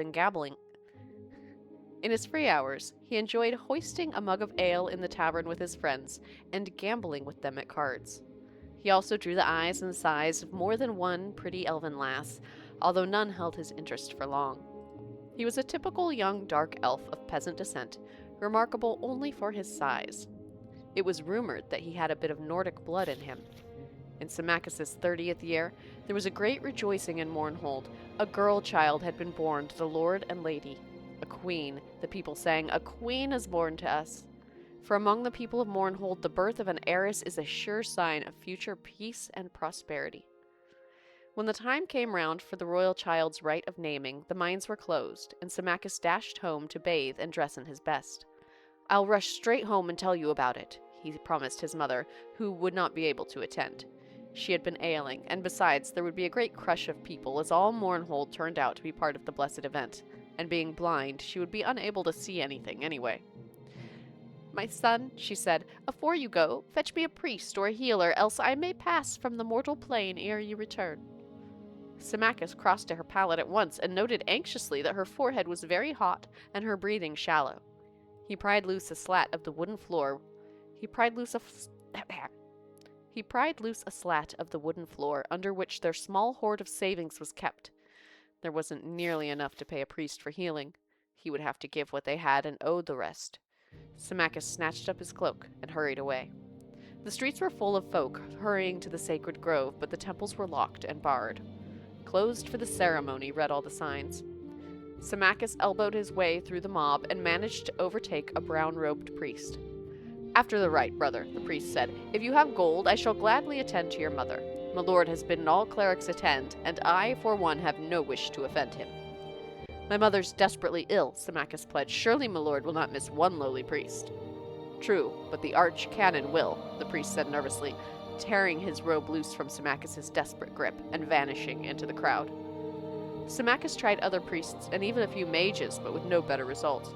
Armored guards marched through the street and pushed him aside with their lances, and Symmachus realized that the royal procession was approaching. As the carriage bearing the city's rulers drew abreast, Symmachus rushed out from the crowd and shouted, my lord, my mother's dying." "I forbid her to do so on this glorious night," the lord shouted, laughing and scattering coins into the throng. Symmachus was close enough to smell wine on the royal breath. On the other side of the carriage, his lady clutched the babe to her breast and stared slit-eyed at Symmachus. Her nostrils flared into stain. "Guards," she cried, "remove this oaf." Rough hands seized Symmachus. He was beaten and left dazed by the side of the road. Oh, you gotta get ready for your own stream. Thank you for stopping by, Jazz. I'm always happy to have you here, and I hope you have a great stream. Symmachus, head aching, followed in the wake of the crowd and witnessed the rite of naming from the top of a hill. He could see the brown-robed clerics and blue-robed mages gathered near the high-born folk far below. Barenziah. The name came dimly to Symmachus's ears as the high priest lifted the swaddled babe and proffered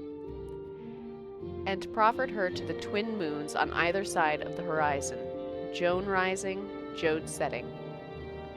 "Behold the Lady Barenziah, born to the land of Mournhold. Grant her thy blessings and thy counsel, ye kind gods, that she may ever rule well over Mournhold, its ken and its weal, its kith and its ilk." Bless her, all the people intoned, along with their lord and lady, hands upraised. Only Symmachus stood silent, head bowed, knowing in his heart that his dear mother was gone. And in silence he swore a mighty oath, that he should be his lord's bane, and in vengeance for his mother's needless death, the child Barenziah he should have for his own bride, and that his mother's grandchildren should be born to rule over Mournhold. After the ceremony, he watched impassively as the royal procession returned to the palace. He saw the priest to whom he'd first spoken. The man came gladly enough now in return for the gold Symmachus had and a promise of more afterward. They found his mother dead. The priest sighed and tucked the pouch of gold coins away. "I'm sorry, brother. It's all right. You can forget the rest of the gold. There's aught I can do here." "Likely, give me back my money," Symmachus snarled. "You've done naught to earn it." He lifted his right arm threateningly. The priest backed away, about to utter a curse, but Symmachus struck him across the face before more than 3 words had left his mouth. He went down heavily, striking his head sharply on one of the stones that formed the fire pit. He died instantly. Symmachus snatched up the gold and fled the city. As he ran, he muttered one word over and over like a sorcerer's chant. Barenziah, he said. Barenziah, Barenziah. Barenziah stood on one of the balconies of the palace, staring down into the courtyard where soldiers milled, dazzling in their armor. Presently, they formed into ordered ranks and cheered as her parents, the lord and lady, emerged from the palace, clad from head to toe in ebony armor, long purple-dyed fur cloaks flowing behind. Splendidly caparisoned, shining black horses were brought for them, and they mounted and rode to the courtyard. Gates and turned to salute her. Barenziah, they cried, Barenziah, our beloved, farewell. The little girl blinked back tears and waved one hand bravely. Her favorite stuffed animal, a gray wolf cub she called Wuffin, clutched to her breast with the other. She had never been parted from her parents before and had no idea what it meant, save that there was war in the west and the name Tiber Septim was on everyone's lips, spoken in hate and dread. Barenziah! The soldiers cried, lifting their lances and swords and bows. Then her dear parents turned and rode away, knights trailing in their wake, until the courtyard was nearly emptied.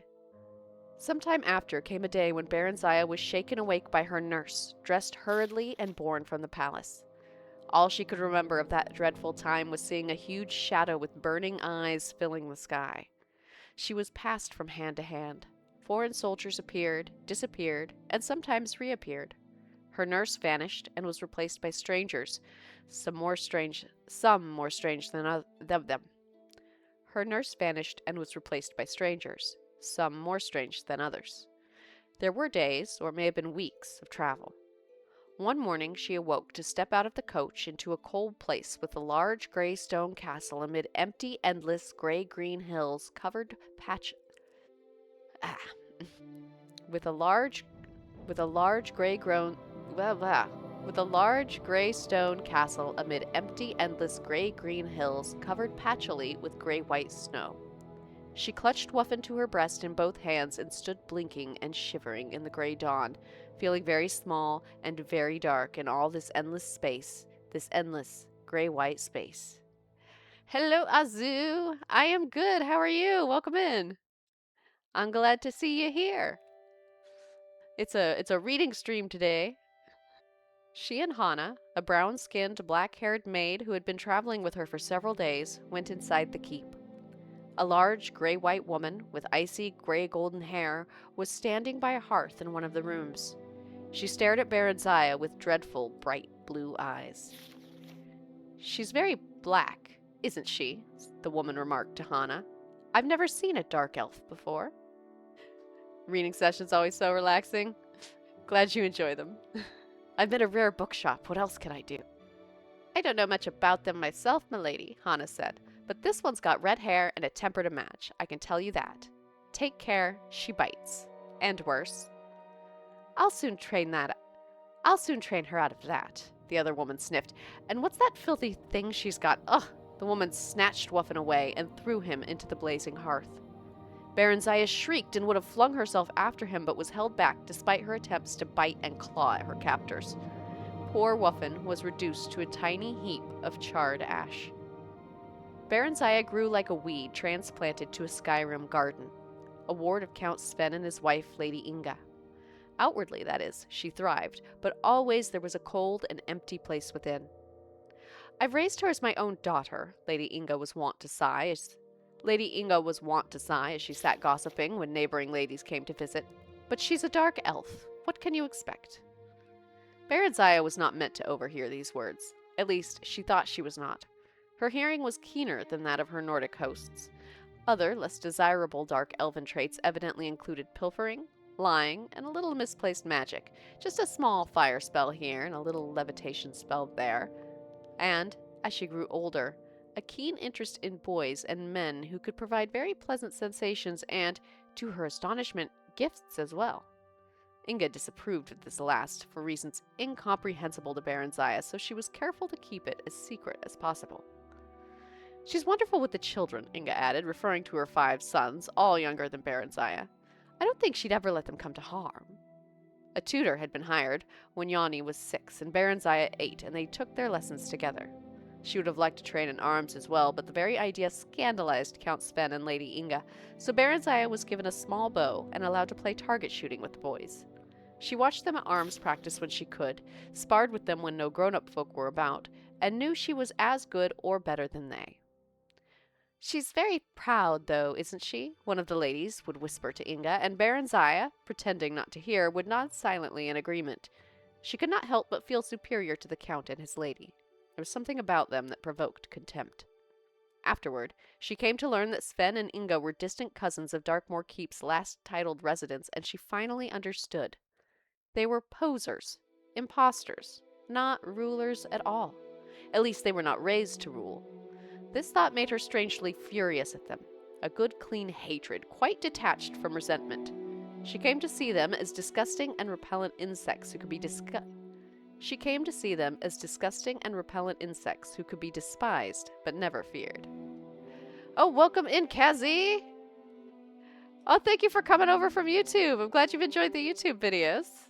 It is a reading stream today, so you have popped in on the right stream. I am in a rare bookshop, reading the books. All the books I haven't read in Morrowind that are in this shop. So welcome in, Kazi, first time chatter. Our Khajiit bookseller is gonna be annoyed if you read all his books and don't buy any. He might be another damn peasant. Yes, welcome to the Twitch side. I have a little bit of water, a little sip. If I remember correctly, it's either this one or Barenziah 3 is like 60 some odd pages long. It's gonna be a nice long read. I'm so happy you're here, Kazi. I hope you enjoy the stream. And you like the possum emote too?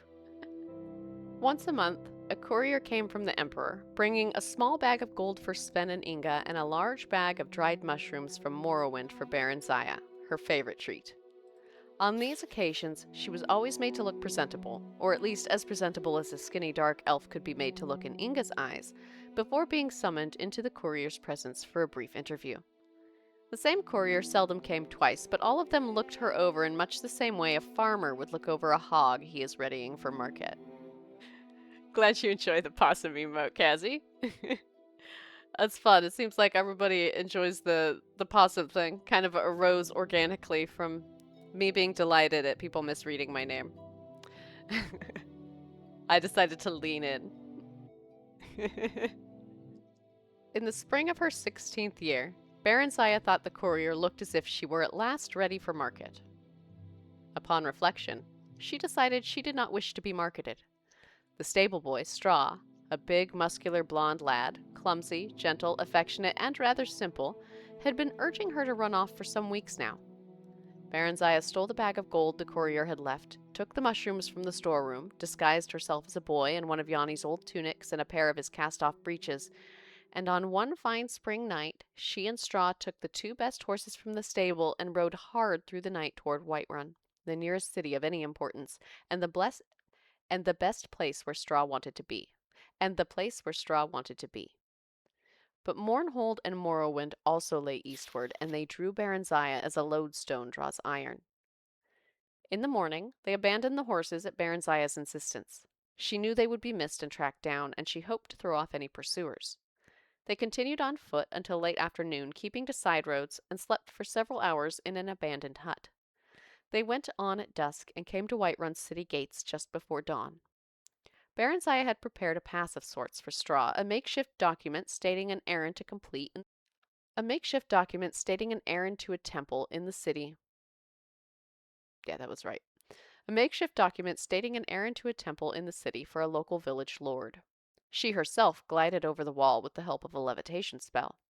She had reasoned, correctly as it turned out, that by now the gate guards would have been alerted to keep an eye out for a young dark elven girl and a Nordic boy traveling together. On the other hand, unaccompanied country yokels like Straw were a common enough sight. Unaccompanied country yokels like Straw were a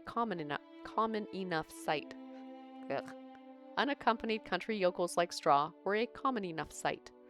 Alone and with papers, it was unlikely that he would draw attention. Her simple plan went smoothly. She met Straw at the temple, which was not far from the gate. She had been to Whiterun on a few previous occasions.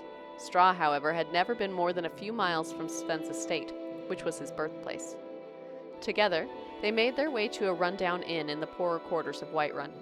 Gloved, cloaked, and hooded against the morning chill, Barenziah's dark skin and red eyes were not apparent, and no one paid any heed to them. They entered the inn separately. Straw paid the innkeeper for a single cubicle, an immense meal, and 2 jugs of ale. Barenziah sneaked in a few minutes later. They ate and drank together gleefully, rejoicing in their escape, and made love vigorously on the narrow cot. Afterwards, they fell into an exhausted, dreamless sleep. They stayed for a week at Whiterun. Straw earned a bit of money running errands, and Barenziah burgled a few houses at night. She continued to dress as a boy. She cut her hair short and dyed her flame-red tresses jet black to further the disguise, and kept out of sight as much as possible. There were few dark elves in Whiterun. One day, Straw got them work as temporary guards for a merchant caravan traveling east. The one-armed sergeant looked her over dubiously. Huh, he chuckled. Dark elf, ain't ya? Like setting a wolf to guard the sheep, that is. Still, I need arms, and we ain't going near enough Morrowind so's you can betray us to your folk. Our homegrown bandits would as fain cut your throat as mine. The sergeant turned to give Straw an appraising look. Then he spun back abruptly towards Barenziah, whipping out his short sword. But she had her dagger out in the twinkling of an eye and was in a defensive stance. Straw drew his own knife and circled around to the man's rear. The sergeant dropped his blade and chuckled again. Not bad, kids, not bad. How are you with yon bow, Dark Elf? Barenziah demonstrated her prowess briefly. Aye, not bad, tall. And you'll be keen of eye by night, boy, and of hearing tall times. A trusty Dark Elf makes as good a fighting man as any could ask for. I know. Served under Symmachus hisself afore I lost this arm and got invalidated out of... Did I say that right? Invalided? Yep. I should just keep going. Afore I lost this arm and got invalided out of the Emperor's army. We could betray them. I know folk who'd pay well, Straw said later, as they bedded down for their last night in the ramshackle lodge. Or rob them ourselves. They're very rich, Barry, those merchants are. Barenziah laughed. Whatever would we do with so much money? And besides, we need their protection for traveling quite as much as they need ours. We could buy a little farm, you and me, Barry, and settle down all nice-like. Peasant, Barenziah thought scornfully. Straw was a peasant and harbored nothing but peasant dreams. But all she said was, Not here, Straw. We're too close to Darkmoor still. We'll have other chances farther east. The caravan only went as far east as Sungard. The Emperor Tiber Septim I had done much in the way of building relatively safe and regularly patrolled highways. But the tolls were steep, and this particular caravan kept to the side roads as much as possible to avoid them. This exposed them to the hazards of wayside robbers, both human and orcish, and roving brigand bands of various races. But such were the perils of trade and profit. They had 2 such encounters before reaching Sungard, an ambush which Barenziah's keen ears warned them of in plenty of time for them to circle about and surprise the lurkers, and a night attack by a mixed band of Khajiit, humans, and wood elves. The latter were a skilled band, and even Barenziah did not hear them sneaking up in time to give much warning. This time the fighting was fierce. The attackers were driven off, but 2 of the caravan's other guards were slain, and Straw got a nasty cut on his thigh before he and Barenziah managed to gash his Khajiit assailant's throat. Barenziah rather enjoyed the life. The garrulous sergeant had taken a liking to her, and she spent most of her evenings sitting around the campfire listening to his tales of campaigning in Morrowind with Tiber Septim and General Symmachus. This Symmachus had been made general after Mournhold fell, the sergeant said. He's a fine soldier, boy, Symmachus is, but there was more'n soldiery involved in that Morrowind business, if you take my meaning. But well, you know all about that, I spect. Hello, Blue! Welcome in! Welcome in! Everyone's just dropping by for story time today. Or read about Barenziah, and I admit I'm a little bit of a Barenziah fangirl. And I think I might be able to meet her later. I think she might be in one of the mods I have. Maybe, possibly. I hope so, because I'm a fangirl. And I want to meet Barenziah. No. Where was I at? You know all about that, I expect. No, I don't remember, Barenziah said, trying to sound nonchalant. I've lived most of my life in Skyrim. My mother married a Skyrim man. They're both dead, though. Tell me, what happened to the Lord and Lady of Mournhold? The sergeant shrugged. I ain't never heard. Dead, I expect. 'Twas a lot of fighting afore the armistice got signed. It's pretty quiet now. Maybe too quiet. Like a calm afore a storm. Say, boy, you going back there? Maybe, Barenziah said. The truth was that she was drawn irresistibly to Morrowind and Mournhold, like a moth to a burning house. Straw sensed it and was unhappy about it. He was unhappy anyway, since they could not bed together, as she was supposed to be a boy. Barenziah rather missed it too, but not as much as Straw did, seemingly. The sergeant wanted them to sign on for the return trip, but gave them a bonus nonetheless when they turned the offer down, and parchments of recommendation. Straw wanted to settle down permanently near Sungard, but Barenziah insisted on continuing their travels east. I'm the queen of Mournhold by rights, she said, unsure whether it was true, or was it just a daydream she had made up as a lost, bewildered child. I want to go home. I need to go home. That, at least, was true. After a few weeks, they managed to get places in another caravan heading east. By early winter, they were at Riften and nearing the Morrowind border.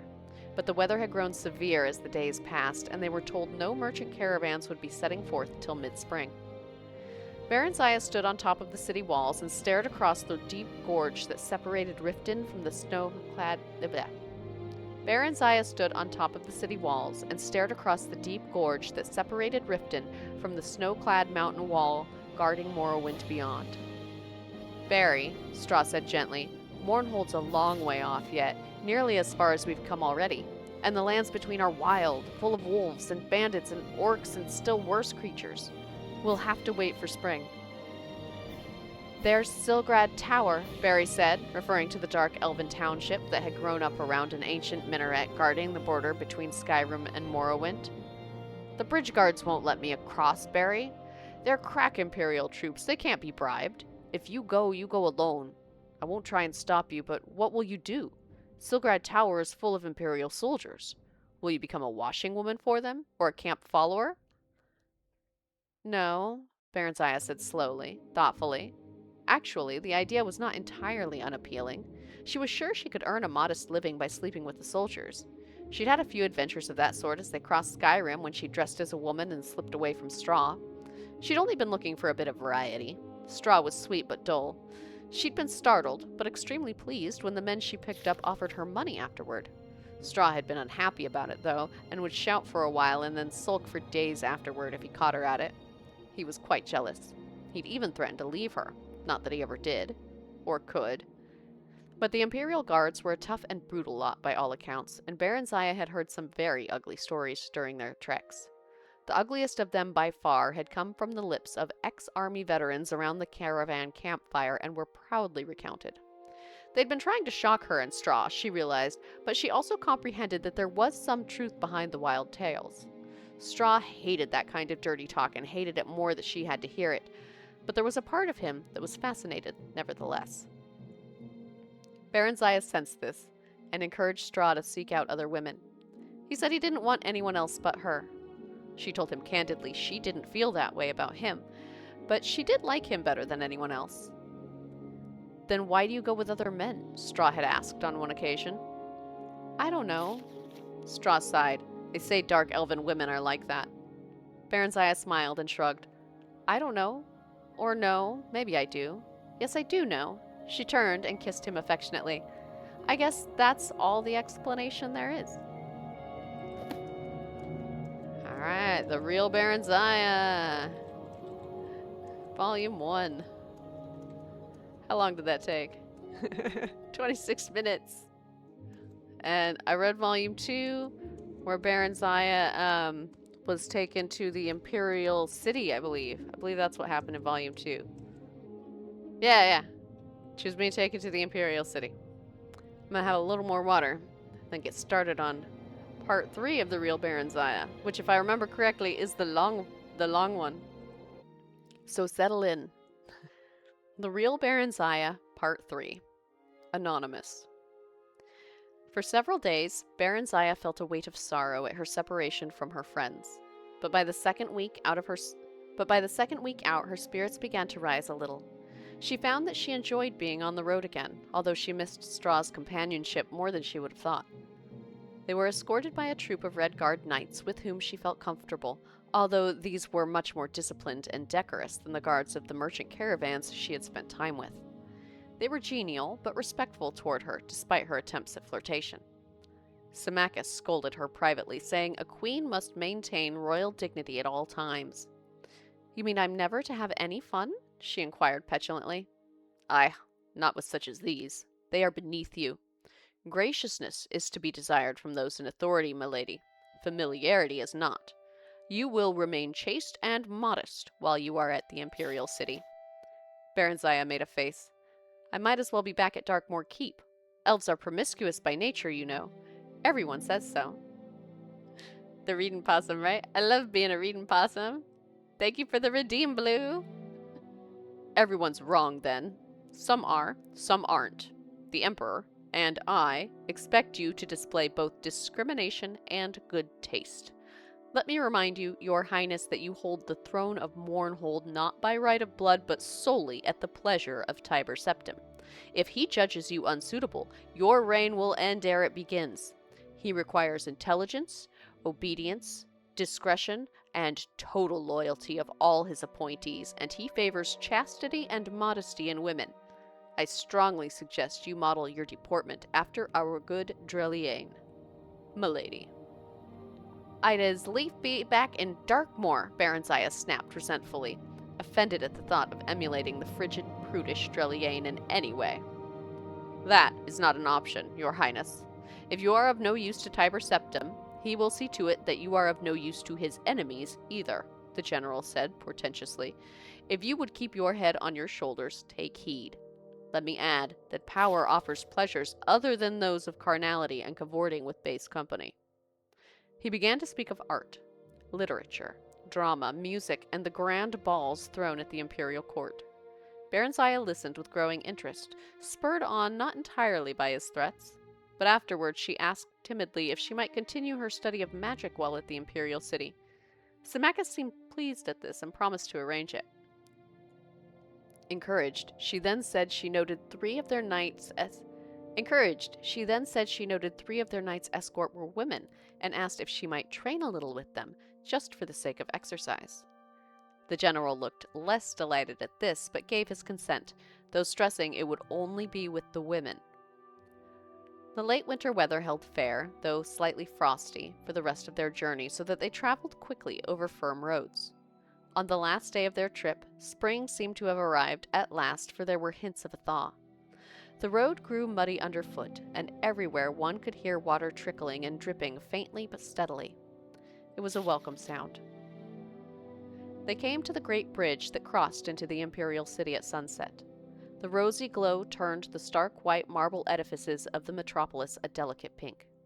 It all looked very new, grand, and immaculate. A broad avenue led north toward the palace. A crowd of people of all sorts and races filled the wide concourse. Lights winked out in the shops and on in the inns as dusk fell and stars came out singly, and then by twos and threes.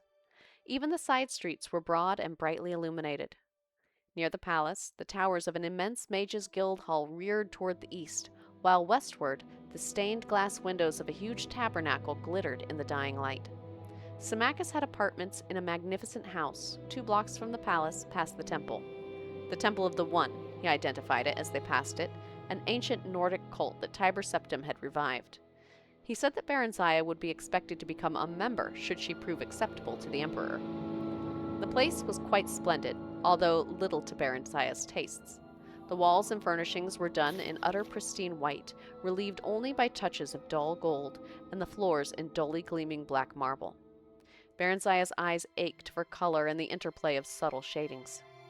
In the morning, Symmachus and Dreliane escorted her to the imperial palace. Barenziah noted that everyone they met greeted Symmachus with deferential respect, in some cases bordering on obsequiousness. The general seemed to take it for granted. They were ushered directly into the imperial presence. Morning sun flooded a small room through a large window with tiny panes, washing over a sumptuously laden breakfast table and the single man who sat there, dark against the light. He leapt to his feet as they entered and hurried toward them. "Ah, Symmachus, our most loyal friend, we welcome your return most gladly." His hands held Symmachus' shoulders briefly, fondly, halting the deep genuflection the dark elf had been in the process of effecting. Barenziah curtsied as Tiber Septim turned to her. "Barenziah, our naughty little runaway, how do you do, child? Here, let us have a look at you. Why, Symmachus, she's charming, absolutely charming. Why have you hidden her from us all these years? Is the light too much, child? Shall we draw the hangings? Yes, of course." He waved aside Symmachus' protests and drew the curtains himself, not troubling to summon a servant. "You will pardon us for this discourtesy towards yourselves, our dear guests. We've much to think of, though that's a scant excuse for hospitality's neglect. But pray join us. There's some excellent nectarines from Blackmarsh." They settled themselves at the table. Barenziah was dumbfounded. Tiber Septim was nothing like the grim, gray, giant warrior she'd pictured. He was of average height, fully half a head shorter than tall Symmachus, although he was well-knit of figure and lithe of movement. He had a winning smile, bright, indeed piercing blue eyes, and a full head of stark white hair above a lined and weathered face. He might have been any age from 40 to 60. He pressed food and drink upon them, then repeated the question the general had asked her days ago. Why had she left home? Had her guardians been unkind to her?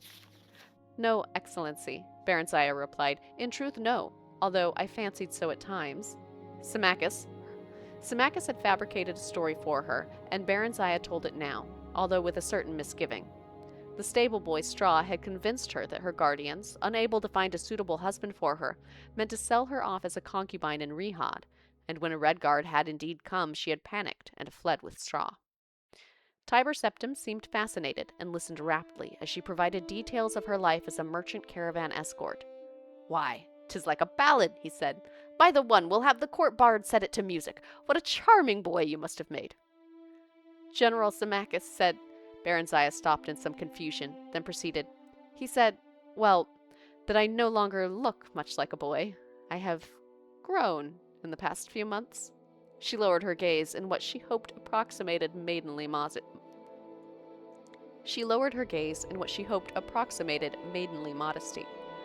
"He's a very discerning fellow, is our loyal friend Symmachus. I know I've been a very foolish girl, Excellency. I must crave your pardon, and that of my kind guardians. I realized that some time ago, but I was too ashamed to go back home.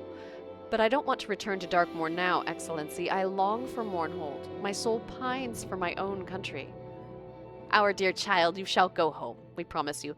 But we pray you remain with us a little longer, that you may prepare yourself for the grave and solemn task with which we shall charge you."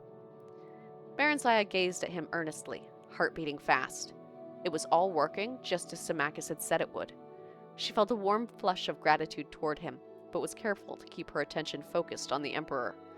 "I am honored, Excellency, and I wish most earnestly to serve you and this great empire you have built in any way I can." It was the political thing to say, to be sure, but Barenziah really meant it. She was awed at the magnificence of the city and the discipline and order evident everywhere, and, moreover, was excited at the prospect of being a part of it all. And she had felt quite taken by the gentle Tiber Septim. After a few days, Symmachus left for Mournhold to take up the duties of a governor until Barenziah was ready to assume the throne, after which he would become her prime minister. Barenziah, with Dreliane as chaperone, took up residence in a suite of rooms at the imperial palace. Several tutors were provided her in all the fields deemed seemly for queenly education. During this time, she became deeply interested in the magical arts, but she found the study of history and politics not at all to her preference.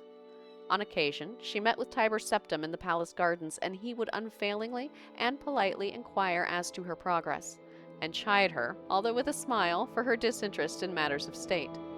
However, he was always happy to instruct her on the finer points of magic, and he could make even history and politics seem more interesting. "They're people, child, not dry facts in a dusty volume," he said. As her understanding broadened, their discussions grew longer, deeper, and more frequent. He spoke to her of his vision of a united Tamriel, each race separate and distinct but with shared ideals and goals, all contributing to the common weal. Some things are universal, shared by all sentient folk of goodwill, he said. So the one teaches us. We must unite against the malicious and the brutish, the miscreated, the orcs, trolls, goblins, and other worse creatures, and not strive against one another. His blue eyes would light up as he stared into his dream, and Barenziah was delighted just to sit and listen to him. If he drew close to her, the side of her body next to him would glow as if he were a smoldering blaze. If their hands met, she would tingle all over as if his body were charged with a shock spell. One day, quite unexpectedly, he took her face in his hands and kissed her gently on the mouth. She drew back after a few moments, astonished by the violence of her feelings, and he apologized instantly. We didn't mean to do that. It's just, you are so beautiful, dear, so very beautiful. He was looking at her with hopeless yearning in his generous eyes. She turned away, tears streaming down her face. Are you angry with us? Speak to us, please. Barenziah shook her head. I could never be angry with you, Excellency. I love you. I know it's wrong, but I can't help it. We have a consort, he said. She is a good and virtuous woman, the mother of our children and future heirs. We could never put her aside. Yet there is nothing between us and her. No sharing of the spirit. Yet there is nothing between us and her. No sharing of the spirit. She would have us be other than what we are. We are the most powerful person in all of Tamriel, and Barenziah, I think I am the most lonely as well. He stood up suddenly. Power, he said with sublime contempt. I'd trade a goodly share of it for youth and love, if the gods would only sanction it. But you are strong and vigorous and vital, more than any man I've ever known. He shook his head vehemently. Today, perhaps. Yet I am less than I was yesterday. Last year, 10 years ago. I feel the sting of my mortality, and it is painful. If I can ease your pain, let me. Barenziah moved toward him, hands outstretched. No, I would not take your innocence from you. I'm not that innocent. How so? The Emperor's voice suddenly grated harshly, his brows knitted. Barenziah's mouth went dry. What had she just said? But she couldn't turn back now. He would know. There was a straw, she faltered. I was lonely too. Am lonely. And not so strong as you. She cast her eyes down in abashment. I guess I'm not worthy, Excellency. No, not so, Barenziah. My Barenziah. It cannot last for long. You have a duty toward Mournhold, and a duty toward the Empire. I must tend toward mine as well. But while we may, shall we share what we have, what we can, and pray the One forgives us our frailty? Tiber Septim held out his arms, and wordlessly, willingly, Barenziah stepped into his embrace. Just a note, everyone remember, she is 17. And we all know that Tiber Septim's a piece of shit. Okay? I just had to have a little note there. All right. You caper on the edge of a volcano, child, Dreliane admonished as Barenziah admired the splendid star sapphire ring her imperial lover had given her to celebrate their 1-month anniversary. How so? We make one another happy. We harm no one. Symmachus bade me to be discriminating and discreet. Who better could I choose? And we've been most discreet. He treats me like a daughter in public. Tiber Septim's nightly visits were made through a secret passage that only few in the palace were privy to, himself and a handful of trusted bodyguards. He slavers over you like a cur his supper. Have you not noticed the coolness of the Empress and her son toward you? Barenziah shrugged. Even before she and Septim had become lovers, she'd received no more from his family than bare civility. Threadbare civility. What matters? What matters? It is Tiber who holds the power. But it is his son who holds the future. Do not put his mother up to public scorn, I beg you. Can I help it if that dry stick of a woman cannot hold her husband's interest even in conversation at dinner? Have less to say in public, that is all I ask. She matters little, it is true, but her children love her, and you do not want them as enemies. Tiber Septim has not long to live, I mean. Dreliane amended quickly at Barenziah's scowl. Tiber Septim has not long to live. I mean, Dreliane amended quickly at Barenziah's scowl, humans are all short-lived, ephemeral, as we of the elder races say. They come and go as the seasons, but the families of the powerful ones live on for a time. You must be a friend to this family if you would see a lasting profit from your relationship. Ah, but how can I make you see truly, you who are young and human-bred as well? If you take heed wisely, you and Mournhold are likely to live to see the fall of Septim's dynasty, if indeed he has founded one, just as you have witnessed its rise. It is the way of human history. They ebb and flow like the inconstant tides. Their cities and dominions bloom like spring flowers, only to wither and die in the summer sun. But the elves endure. We are as a year to their hour, a decade to their... Barenziah just laughed. She knew that rumors abounded about her and Tiber Septim. She enjoyed the attention, for all save the Empress and her son seemed captivated by her. Minstrels sang of her dark beauty and her charming ways. She was in fashion and in love, and if it was temporary, well, what was not? She was happy. For the first time she could remember each of her days filled with joy and pleasure, and the nights were even better. 1 second. All right. What is wrong with me? Barenziah lamented. Look, not one of my skirts fit. What's become of my waistline? Am I getting fat? Barenziah regarded her thin arms and legs and her undeniably thickened waist in the mirror with displeasure. Dreliane shrugged. You appear to be with child, young as you are. Constant pairing with a human has brought you to early fertility. I see no choice but for you to speak with the Emperor about it. You are in his power. It would be best, I think, for you to go directly to Mournhold, if he would agree to it, and bear the child there. Alone? Barenziah placed her hands on her swollen belly, tears forming in her eyes. Everything in her yearned to share the fruit of her love with her lover. He'll never agree to that. He won't be parted from me now, you'll see. Dreliane shook her head. Although she said no more, a look of sympathy and sorrow had replaced her usual cool scorn. That night, Barenziah told Tiber Septim when he came to her for their usual assignation. With child? He looked shocked. No, stunned. You're sure of it? But I was told elves do not bear at so young an age. Barenziah forced a smile. How can I be sure? I shall have my healer fetched.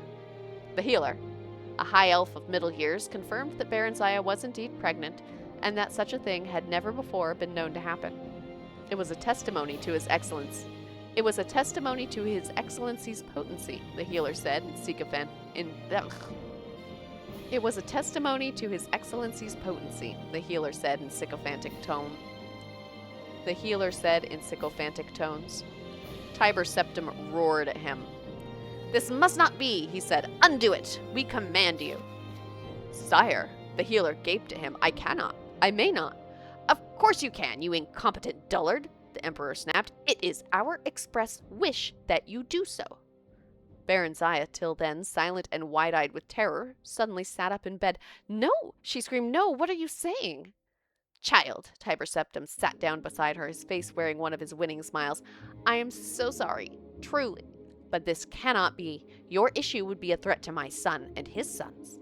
I shall no more put it plainly than that. The child I bear is yours, she wailed. No, it is but a possibility, a might be. Not yet gifted with a soul or quickened into life. I will not have it so. I forbid it. He gave the healer another hard stare, and the elf began to tremble. Sire, it is her child. Children are few among the elves. No elven woman conceives more than 4 times, and that is very rare. 2 is the usual number.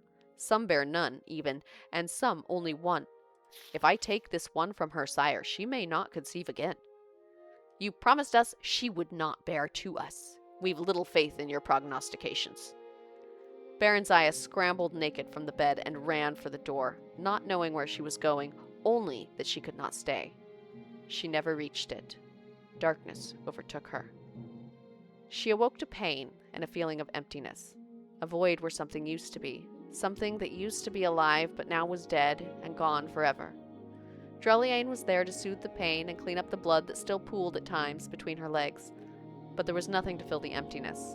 There was nothing to take the place of the void. The Emperor sent magnificent gifts and vast arrangements of flowers and came on short visits, always well attended. Barenziah received these visits with pleasure at first, but Tiber Septim came no more at night, and after some time, nor did she wish him to. Some weeks passed, and when she was completely physically recovered, Dreliane informed her that Symmachus had written to request she come to Mournhold earlier than planned. It was announced that she would leave forthwith. She was given a grand retinue, an extensive trousseau befitting a queen, and an elaborate and impressive ceremonial departure from the gates of the imperial city. Some people were sorry to see her leave and expressed their sadness in tears and expostulations, but some others were not, and did not. And that was that. I think the second one must have been the longest one. And it's just, they take up fewer pages in this game than they do in Oblivion. The Real Barenziah.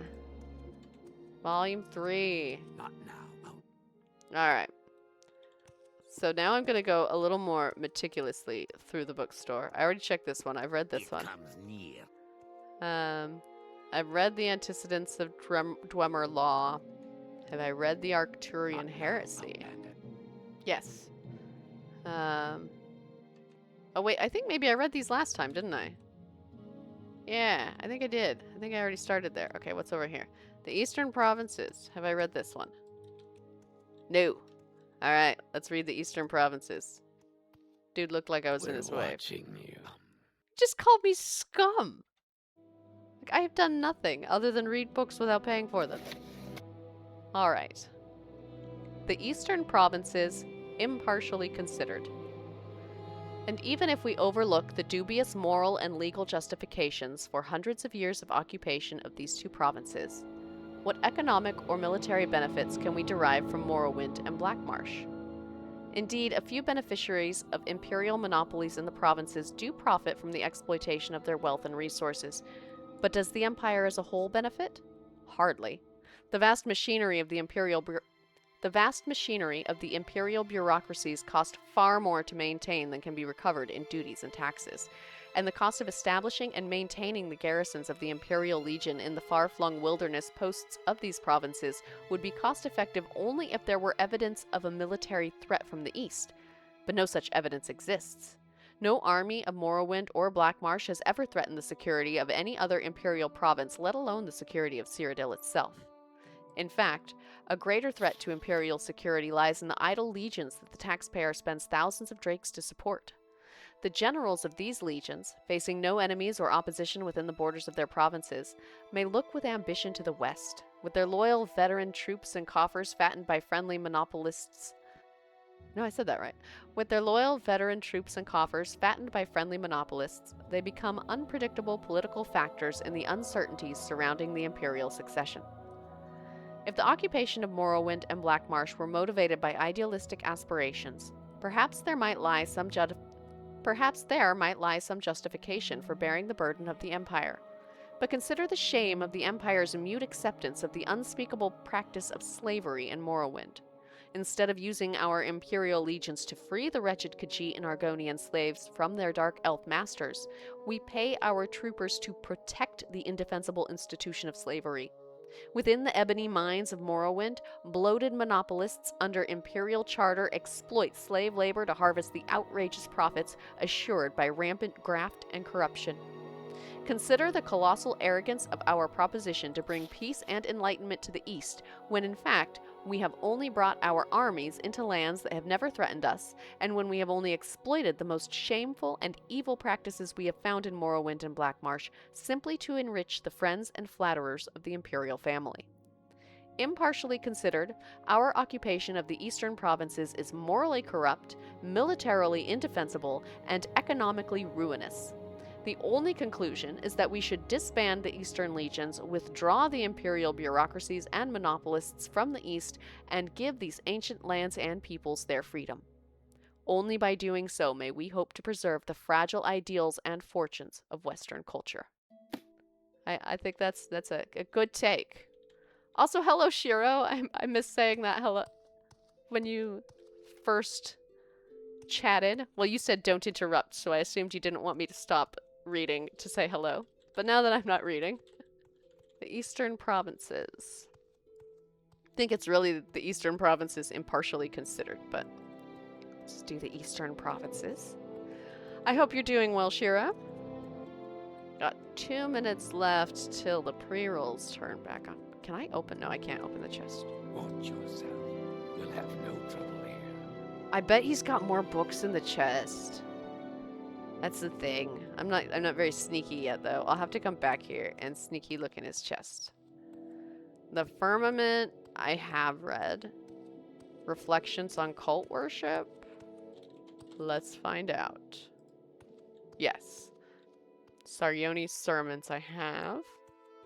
Pretty sure I've read on Artaeum. Yes. Vivek and Mephala, the Monomyth, the Madness of Pelagius I've not read. Pretty sure. Yeah. I've read that one in Oblivion, but not in Morrowind. So let's do this. I'm going to read one more book, and then it will be time for another break, and then more reading. The Madness of Pelagius by Tsathines. A man who would be emperor of all Tamriel was born Thoris Pelagius Septim, a prince of the royal family of Wayrest in 3rd Era 119, at the end of the glorious reign of his uncle, Antiochus I. Wayrest had been showered by much preference during the years before Pelagius's birth, for King Magnus was Antiochus's favorite brother. It is hard to say when Pelagius's madness first manifested itself, for, in truth, the first 10 years of his life were marked by much insanity in the land itself. When Pelagius was just over a year old, Antiochus died, and a daughter, Quintira, assumed the throne to the acclaim of all. Quintira II was Pelagius's cousin, and an accomplished mystic and sorceress. If she had sufficient means to peer into the future, she would have surely fled the palace. The story of the War of the Red Diamond has been told in many other scholarly journals, but as most historians agree, Quintira II's reign was usurped by her and Pelagius's cousin Uriel by the power of his mother Potema, the so-called Wolf Queen of Solitude. The year after her coronation, Quintira was trapped in Glenpoint and imprisoned in the imperial dungeons there. All of Tamriel exploded into warfare as Prince Uriel took the throne as Uriel III, and High Rock, because of the imprisoned empress's presence there, was the location of some of the bloodiest battles. Pelagius' father, King Magnus, allied himself with his brother Sepphoris against the usurper emperor, and brought the wrath of Uriel III and Queen Potema down on Wayrest. Pelagius, his brothers and sisters, and his mother Uthala fled to the Isle of Balfira. Uthala was of the line of Direni, and her family manse is still located on that isle even to this day. There is thankfully much written record of Pelagius's childhood in Balfira, recorded by nurses and visitors. All who met him described him as a handsome, personable boy interested in sport, magic, and music. Even assuming diplomats' lack of candor, Pelagius seemed, if anything, a blessing to the future of the Septim dynasty. When Pelagius was 8, Sepphoris slew Uriel III at the Battle of Ichidog and proclaimed himself Emperor Sepphoris I. For the next 10 years of his reign, Sepphoris battled Potema. Pelagius's first battle was the Siege of Solitude, which ended with Potema's death and the final end of the war. In gratitude, Sepphoris placed Pelagius on the throne of Solitude. As King of Solitude, Pelagius's eccentricities of behavior began to be noticeable. As a favorite nephew of the emperor, a few diplomats to Solitude made critical commentary about Pelagius. For the first 2 years of his reign, Pelagius was at the very least noted for his alarming shifts in weight. 4 months after taking the throne, a diplomat from Ebonheart called Pelagius a hale and hearty soul with a heart so big it widens his waist. 5 months after that, the visiting princess of Firsthold wrote to her brother that the king gripped my hand and it felt like I was being clutched by a skeleton. Pelagius is greatly emaciated indeed. Sepphoris never married and died childless 3 years after the Siege of Solitude. As the only surviving sibling, Pelagius's father Magnus left the throne of Wayrest and took residence at the imperial city as Emperor Magnus I. Magnus was elderly, and Pelagius was his oldest living child, so the attention of Tamriel focused on Sentinel. By this time, Pelagius's eccentricities were becoming infamous. There are many legends about his acts as king of Sentinel, but few well-documented cases exist.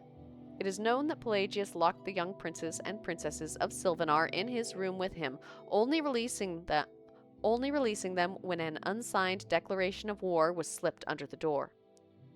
When he tore off his clothes during a speech he was giving at a local festival, his advisors apparently decided to watch him more carefully. On the orders of Magnus, Pelagius was married to the beautiful heiress of an ancient dark elf noble family, Catariah Ra'athim. Nordic kings who marry dark elves seldom improve their popularity. There are two reasons most scholars give for the union. Magnus was trying to cement relations with Ebonheart, where the Ra'athim clan hailed. Sorry, my phone was ringing. But it's from a place I've never been very far away, so I'm gonna ignore it and assume it's a scammer. Where was I at? Magnus was trying to cement relationships with Ebonheart, where the Ra'athim clan hailed. Ebonheart's neighbor, Mournhold, had been a historical ally of the Empire since the very beginning, and the royal consort of Queen Barenziah had won many battles in the War of the Red Diamond. Ebonheart had a poorly kept secret of aiding Uriel III in Potema. The other reason for the marriage was more personal. Catariah was as shrewd a diplomat as she was beautiful. If any creature was capable of hiding Pelagius's madness, it was she. On the 8th of 2nd Seed, 3rd Era 145, Magnus I died quietly in his sleep. Jolith, Pelagius's sister, took they're Nord. Yolethe, Pelagius's sister, took over the throne of Solitude, and Pelagius and Catariah rode to the imperial city to be crowned emperor and empress of Tamriel. It is said that Pelagius fainted when the crown was placed on his head, but Catariah held him up so only those closest to the thrones could see what had happened. Like so many Pelagius stories, this cannot be verified. Pelagius III never truly ruled Tamriel. Catariah and the Elder Council made all the decisions and only tried to keep Pelagius from embarrassing all. Still, stories of Pelagius III's reign exist. It was said that when the Argonian ambassador from Blackrose came to court, Pelagius insisted on speaking in all grunts and squeaks, as that was the Argonians' natural language. It is known that Pelagius was obsessed with cleanliness, and many guests reported waking to the noise of an early morning scrub down of the imperial palace. The legend of Pelagius, while inspecting the servants' work, suddenly defecating on the floor to give them something to do, is probably apocryphal. When Pelagius began actually biting and attacking visitors to the imperial palace, it was decided to send him to a private asylum. Catariah was proclaimed regent 2 years after Pelagius took the throne. For the next 6 years, the emperor stayed in a series of institutions and asylums.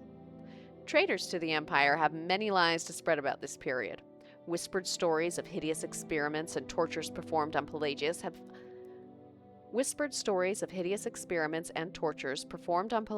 have almost become accepted as fact. The noble lady Catariah became pregnant shortly after the emperor was sent away, and rumors of infidelity and, even more absurd, conspiracies to keep the sane emperor locked away ran amok. As Catariah proved, her pregnancy came about after a visit to her husband's cell. With no other evidence, as loyal subjects, we are bound to accept the empress's word on this matter. Her second child, who would reign for many years as Uriel IV, was the child of her union with her consort Lariat, and publicly acknowledged as such. On a warm night in Sun's Dawn, in his 34th year, Pelagius III died after a brief fever in his cell at the Temple of Kinnereth on the Isle of Bethany. Catariah I reigned for another 46 years before passing the scepter on to the only child she had with Pelagius, Cassander. Pelagius's wild behavior has made him perversely dear to the province of his birth and death.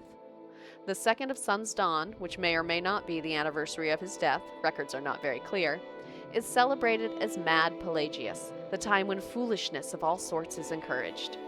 And so one of the least desirable emperors in the history of the Septim dynasty has become one of the most famous ones. The Madness of Pelagius. Watch yourself. Okay, I still have many books to read here, I think. I'm going to take another quick look. Have I read The Wild Elves? Yeah, there's a whole... I've read The Wild Elves, but there's also a whole floor upstairs. And I haven't read Boethiah's Glory. So yeah, I've got more to read. Oh, there's a book 2 biography of Barenziah. I've got more to read, but I need to take a little break. Need to get more water and stuff. So, I'm going to set my little timer here. And I'm going to set it once again just for about 10 minutes. Ads will start in about a minute to turn off the pre-rolls. So if you guys need a break as well, go ahead and take one now. Keep moving. Get yourself some water, run to the bathroom, whatever you need. I'll save real quick.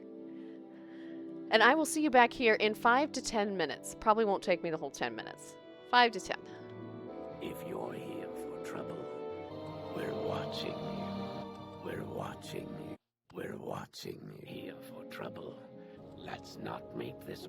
Oh man. Yeah. That phone call I ignored earlier, it was from a recruiter at a place I've applied previously but wasn't hired. And saying, hey, I think we have a job that might work. Maybe. Oh, fingers crossed. Anyway, I'll get back to her after the stream. She doesn't know what I'm doing right now. Oh, wrong thing. Accidentally hit the button to start reading and not the one to stop my break time. Anyway, I hope y'all had a good break. That was a nice little discovery I made on break.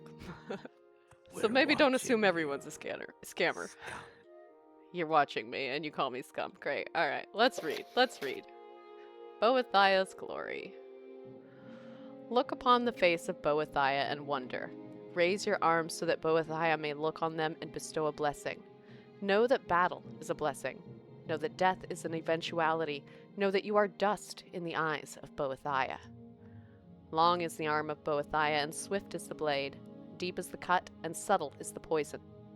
Worship, O faithful. Pray your death is short. Worship, O faithful. Pray your death is quiet. Worship, O faithful. Worship the glory that is Boethiah. Into battle strides the Daedra prince, blade at the ready to cleave the unworthy. I like the pictures.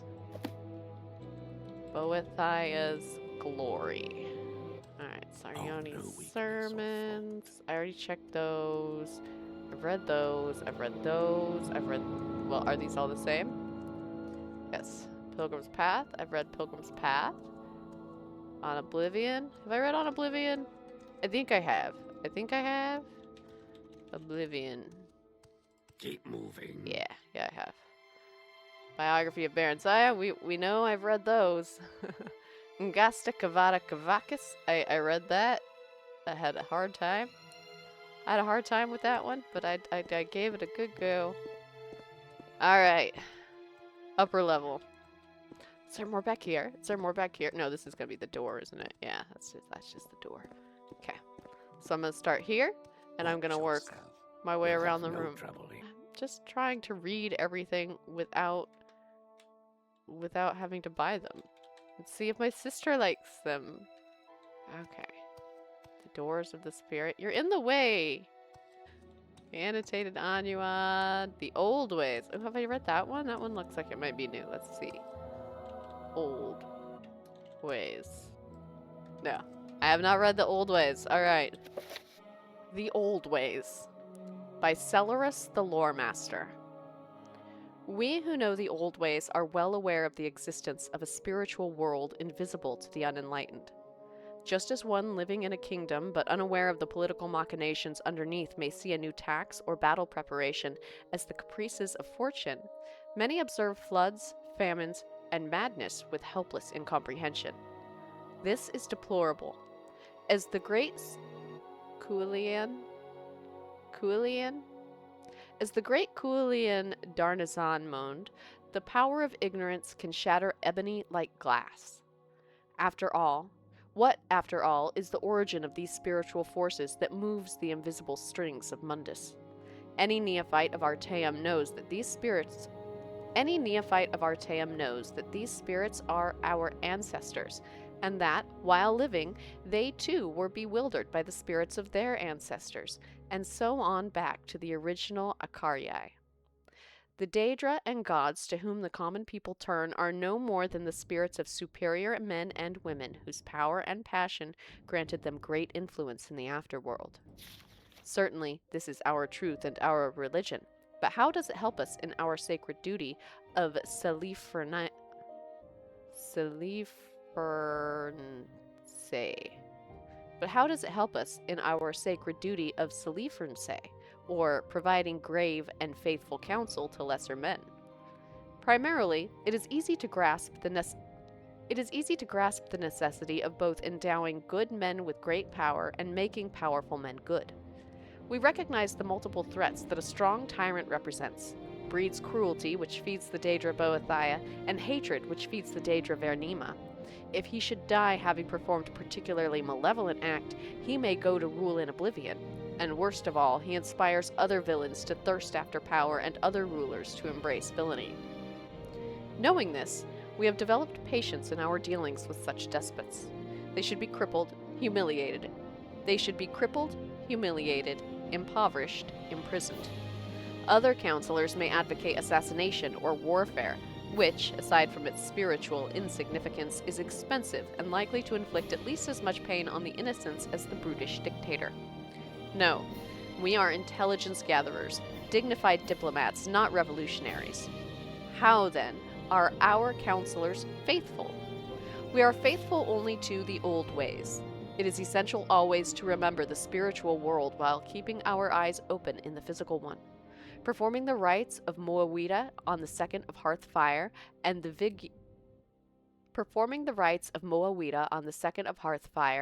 Vigild on the first of Second Seed are essential means of empowering salutary spirits and debilitating unclean ones. How, then, are we at once faithful to those we counsel and to the Isle of Artaeum? Perhaps the sage Tahirite said it best. In Mundus, conflict and disparity are what bring change, and change is the most sacred of the elven forces. Change is the force without focus or origin. It is the duty of the disciplined Psijic, enlightened one, to dilute change where it brings greed, gluttony, sloth, ignorance, prejudice, cruelty. Here, Tahirite lists the rest of the 111 prodigalities, and to encourage change where it brings excellence, beauty, happiness, and enlightenment. As such, the faithful counsel has but one master, his mind. If the man the Psijic counsels acts wickedly and brings Ognithir, or bad change, and will If the man the Psijic counsels acts wickedly and brings Ognithir, bad change, and will otherwise not be counseled, it is the Psijic's duty to counterbalance the Ognithir by any means necessary. Emphasis mine. A student of the old ways may indeed ally himself with the Lord, but it is a risky relationship. It cannot be stressed enough that the choice be wisely made. Should the Lord refuse wise counsel and order the Psijic, to use Tahirite's outmoded word, to perform an act contrary to the teachings of the old ways, there are few available options. The Psijic may obey, albeit unwillingly, and fall prey to the dark forces against which he has devoted his life. The Psijic may abandon his lord, which will bring shame on him and the Isle of Artaeum, and so may never be allowed home again. Or the Psijic may simply kill himself. Oh, the old ways seem pretty harsh, huh? Alright, the old ways. Origin of the Mages Guild. I have read that. Oh, there's more. There's more to the real Barenziah. It's not just 3. I forgot. It's 5 volumes. I forgot. The other one was 3. This one's 5. Here's 4 and here's 5. I thought that didn't seem like the end of her story. Because we didn't get to a bunch of stuff. So let's continue with that. That's probably where the long one is that I've been waiting for. The Real Barenziah, Part 4, by Anonymous. Anonymous. Everything I have ever loved, I have lost, Barenziah thought despondently, looking at the mounted knights behind her and ahead, her tire women near her in a carriage. Yet I have gained a measure of wealth and power, and the promise of more to come. Dearly have I bought it. Now I do understand better Tiber Septim's love of it, if he has often paid such prices, for surely worth is measured by the price we pay. By her wish, she rode on a shiny roan mare, clad as a warrior in resplendent chain mail of dark elven make. As the days slowly slipped by and her train rode the winding road eastward into the setting sun, around her gradually rose the steep-sided mountain slopes of Morrowind. The air was thin, and a chill late autumn wind blew constantly. but it was also rich with the sweet, spicy smell of the late-blooming black rose, which was native to Morrowind and grew in every shadowy nook and crevice of its highlands, finding a nourishment even in the stoniest banks and ridges. In small villages and towns, ragged dark elven folk gathered along the road to cry her name or simply gape. Most of her nightly escorts were red guards, with a few high elves, Nords, and Bretons. As they wove their way into the heart of Morrowind, they grew increasingly uncomfortable and clung together in protective clusters. Even the elven knights seemed wary. But Barenziah felt at home. At last, she felt... But Barenziah felt at home at last. She felt the welcome extended her by the land. She felt the welcome extended to her by the land. Her land. Symmachus met her at the Mournhold border with an escort of knights, about half of whom were dark elven. In imperial battle dress, she noted. There was a grand parade of entry into the city and speeches of welcome from stately dignitaries. I've had the Queen's suite refurbished for you, the general told her later when they reached the palace, but you may change anything not to your taste, of course. He went on about the details of the coronation, which was to be held in a week. He was his old commanding self, but she sensed something else as well. He was eager for her approval of the arrangements, was in fact fishing for it. That was new. He had never required her commendation before. He asked her nothing about her stay in the imperial city, or of her affair with Tiber Septim, although Barenziah was certain Dreliane had told him, or earlier written him, everything in detail. The ceremony itself, like so much else, was a mixture of old and new. Parts of it from the ancient dark elven tradition of Mournhold, the others dictated by imperial decree. She was sworn to the service of the Empire and Tiber Septim, as well as to the land of Mournhold and its people. She accepted oaths of fealty and allegiance from the people, the nobility, and the council.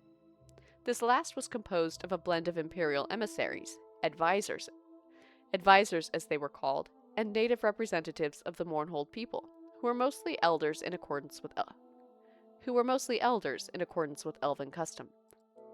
Barenziah later found that much of her time was occupied in attempting to reconcile these two factions and their cronies. The elders were expected to do most of the conciliating, in light of reforms introduced by the Empire pertaining to land ownership and surface farming, but most of these went clean against dark elven observances. Tiber Septim, in the name of the One, had ordained a new tradition, and apparently even the gods and goddesses themselves were expected to obey. The new queen threw herself into her work and her studies. She was through with love and men for a long, long time, if not forever. There were other pleasures, she discovered, as Symmachus had promised her long ago, those of the mind, and those of power. She had developed, surprisingly, for she had always rebelled against her tutors at the imperial city, a deep love for dark elven history and mythology, a hunger to know more fully the people from whom she had sprung. She was gratified to learn that they had been proud warriors and skilled craftsmen and cunning mages since time immemorial. Tiber Septim lived for another half-century, during which she saw him on several occasions as she was bidden to the imperial city on one reason of state or another. He greeted her with warmth during these visits, and they even had long talks together about events in the Empire when opportunity would permit. He seemed to have quite forgotten that there had ever been anything between them more than easy friendship and a profound political alliance. He changed little as the years passed. Rumor had it that his mages had developed spells to extend his vitality, and that even the One had granted him immortality. Then one day, a messenger came with the news that Tiber Septim was dead, and his grandson Pelagius was now emperor in his place.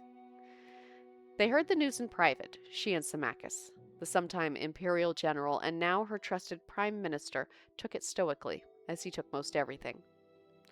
Somehow, it doesn't seem possible, Barenziah said. I told you. It's the way of humans. They are a short-lived people. It doesn't really matter. His power lives on, and his son now wields it. You called him your friend once. Do you feel nothing? No grief? He shrugged. There was a time when you called him somewhat more. What do you feel, Barenziah? They had long ago ceased to address each other in private by their formal titles. Emptiness. Loneliness, she said. Then she too shrugged. But that's not new. I know, he said softly, taking her hand. Barenziah. He turned her face up and kissed her. The act filled her with astonishment. She couldn't remember his ever touching her before. She'd never thought of him in that way, and yet, undeniably, an old familiar warmth spread through her. She'd forgotten how good it felt, that warmth. Not the scorching heat she'd felt with Tiber Septim, but the comforting, robust ardor she somehow associated with straw. Straw. Poor Straw. She hadn't thought of him in so long. He'd be middle-aged now if he were still alive, probably with a dozen children, she thought affectionately, and a hearty wife who hopefully could talk for two. Marry me, Barenziah, Symmachus was saying. He seemed to have picked up on her thoughts of marriage, children, wives.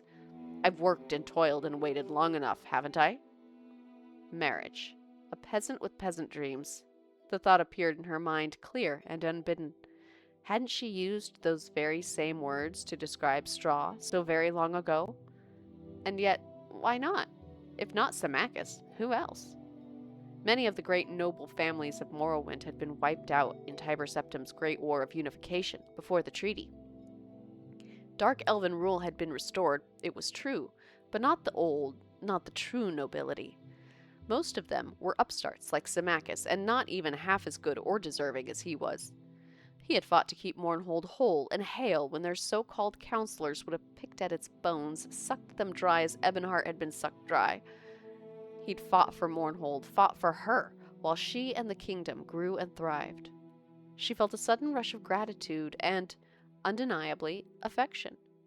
He was steady and reliable, and he'd served her well, and he'd loved her well. Why not? She said, smiling, and took his hand, and kissed him. The union was a good one, in its political as well as personal aspects. While Tiber Septim's grandson, Emperor Pelagius I, viewed her with a jaundiced eye, his trust in his father's old friend was absolute. Symmachus, however, was still viewed with suspicion by Morrowind's stiff-necked folk, chary at his peasant ancestry and his close ties to the emperor. But the queen was quite unshakably popular. The Lady Barenziah is one of our own, it was whispered, held captive. Barenziah felt content. There was work, and there was pleasure, and what more could one ask of life? The years passed swiftly. With crises to be dealt with, and storms and famines and failures to be weathered, and plots to be foiled, and conspirators to be executed. Mournhold prospered steadily. Her people were secure and fed, her mines and farms productive. All was well, save that the royal marriage had produced no children. No heirs. Elven children are slow to come, and most demanding of their welcome, and noble children more so than others. Thus, many decades had come to pass before they grew concerned. The fault lies with me, Symmachus. I'm damaged goods, Barenziah said bitterly. If you want to take another... I want no other, Symmachus said gently, nor do I know for certain that the fault is yours. Perhaps it is mine. Whichever. We will seek a cure. If there is damage, surely it may be repaired. How so, when we dare not entrust anyone with the true story? Healers' oaths do not always hold. It won't matter if we change the time and circumstances a bit. Whatever we say or fail to say, Geoffrey the storyteller never rests. The gods' inventive mind and quick tongue are ever busy spreading gossip and rumor. Priests, healers, and mages came and went, but all their prayers, potions, and philters produced not even a promise of bloom, let alone a single fruit. Eventually they thrust it from their minds and left it in the gods' hands. They were yet young, as elves went, with centuries ahead of them. There was time. With elves, there was always time. Barenziah sat at dinner in the great hall, pushing food about on a plate, feeling bored and restless. Symmachus was away, having been summoned to the imperial city by Tiber Septim's great-great-grandson, Uriel Septim. Or was it his great-great-great-grandson? She'd lost count, she realized. Their faces seemed to blur one into the next. Perhaps she should have gone with him, but there'd been the delegation from Tyr on a tiresome matter that nevertheless required delicate handling. A bard was singing in an alcove off the hall, but Barenziah wasn't listening. Lately, all the songs seemed the same to her, whether old or new. Then a turn of phrase caught her attention. He was singing of freedom, of adventure, of freeing Morrowind from its chains. How dare he? Barenziah sat up straight and turned to glare at him. Worse, she realized he was singing of some ancient and now immaterial war with the Skyrim Nords, praising the heroism of Kings Edward and Morrowind, and and their brave companions. The tale was old enough, certainly, yet the song was new, and its meaning, Barenziah couldn't be sure. A bold fellow, this bard, but with a strong, passionate voice and a good ear for music. Rather handsome, too, in a raffish sort of way. He didn't look to be well off exactly, nor was he all that young. Certainly he couldn't be under a century of age. Why hadn't she heard him before, or at least heard of him? "Who is he?" she inquired of a lady in waiting. The woman shrugged and said, "Calls himself the Nightingale, my lady. No one seems to know anything about him." "Bid him speak with me when he has done." The man called the Nightingale came to her, and thanked her for the honor of the Queen's audience and the fat purse she handed him. His manner wasn't bold at all, she decided, rather quiet and unassuming. He was quick enough with gossip about others, but she learned nothing about him. He turned all questions away with a joking riposte or a ribald tale. Yet these were recounted so charmingly it was impossible to take offense. My true name, milady, I am no one. No. My parents named me no one, or is it nobody? What matters it? It matters not. How may parents give name to that which they know not? Ah, I believe that was the name. Know not. I have been the Nightingale for so long I do not remember. Since, last month at the very least, or was it last week? All my memory goes into song and tale, you see, my lady. I have none left for myself. I'm really quite dull. Where was I born? Why, nowhere. I plan to settle in Dunroman when I get there, but I'm in no hurry. I see. And will you then marry... And then will you marry a tall sure? Very perceptive of you, my lady. Perhaps. Although I find in haste quite charming too, at whiles. Ah, you're fickle then. Like the wind, my lady, I blow hither and yon, hot and cold as chance suits. Chance is my suit. Not else wears well on me. Barenziah smiled. Stay with us a while then, if you will, my lord heretic. Oh, stay with us a while then, if you will, my lord erratic. As you wish, my lady bright. After that brief exchange, Barenziah found her interest in life somehow rekindled. All that had seemed stale became fresh and new again.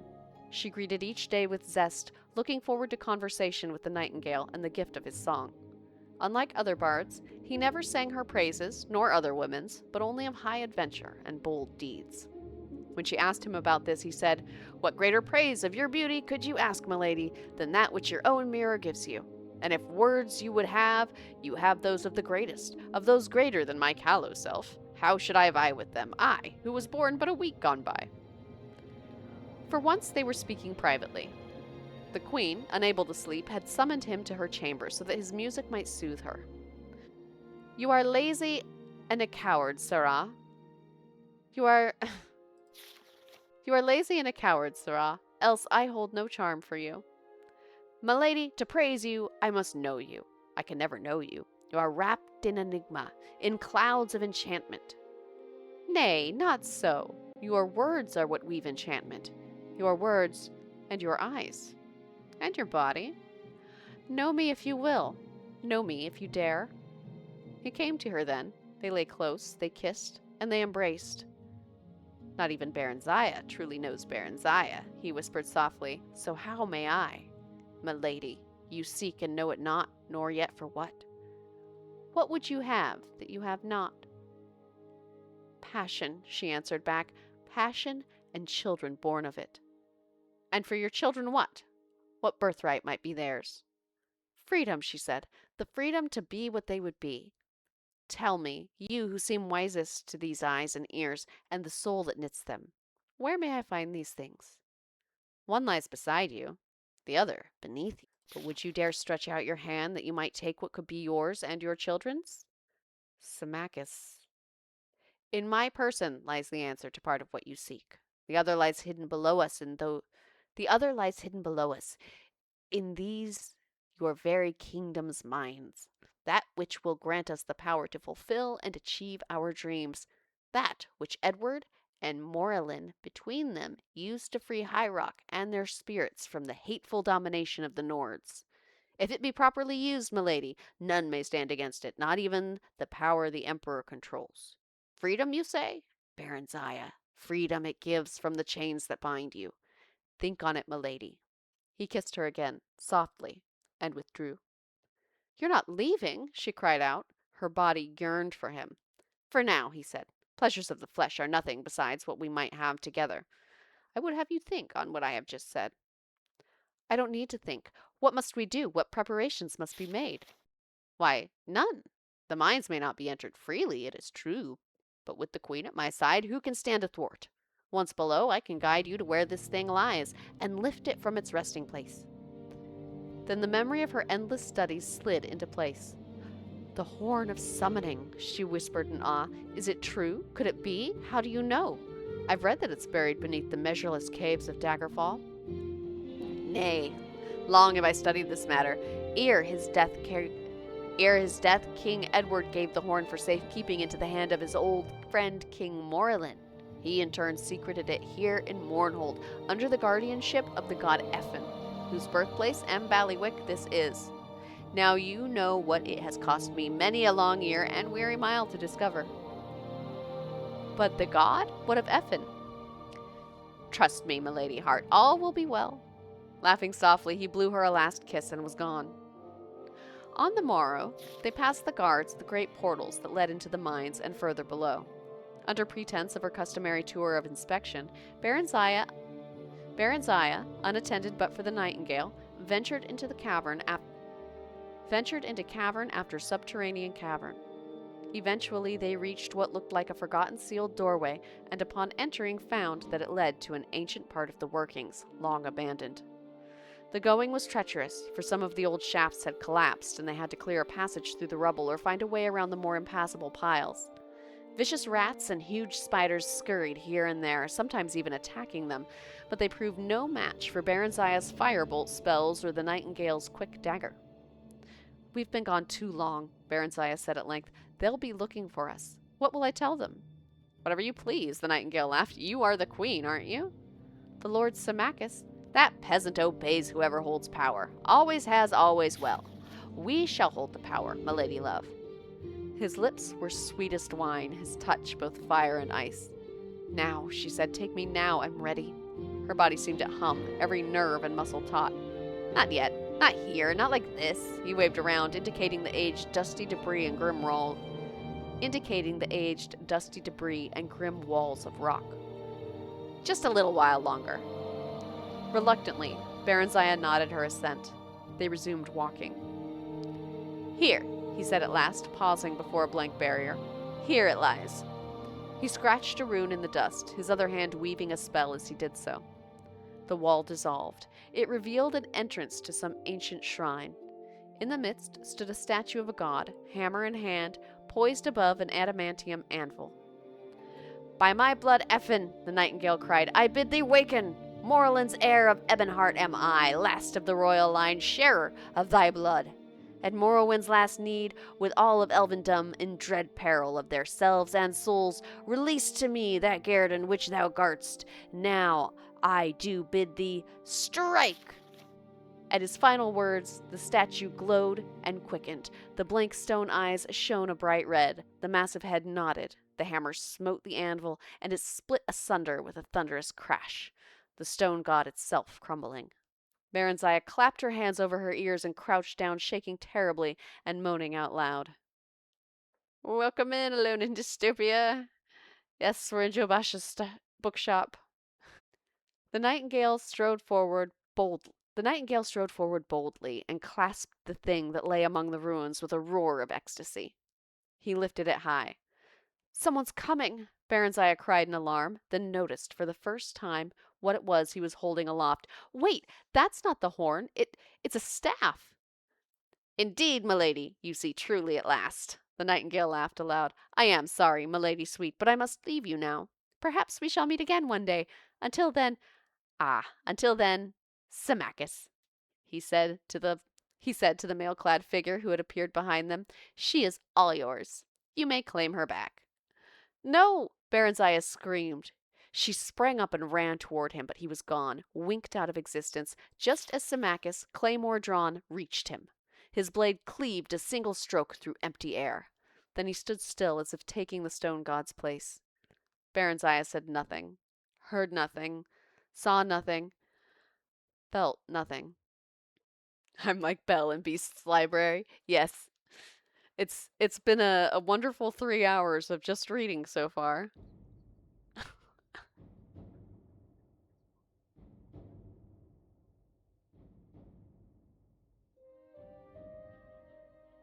Oh, yeah. I'm pretty sure I paused that redeem while I'm reading, specifically so that you cannot force me to try to translate books.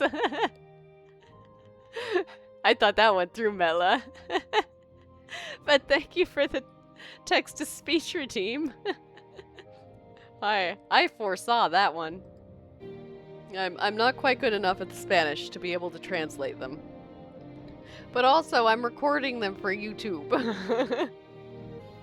I'm I'm smarter than I look, or I'm smarter than you look. Welcome in, Metla. I'm glad you're here. I'm smarter than you look. Okay. I like that.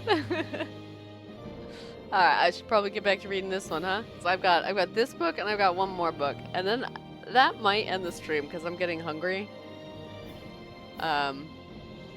I wanted to read the whole bookstore, but I don't know if I'll be able to get through. I'll see what other books there are when I'm done with these two.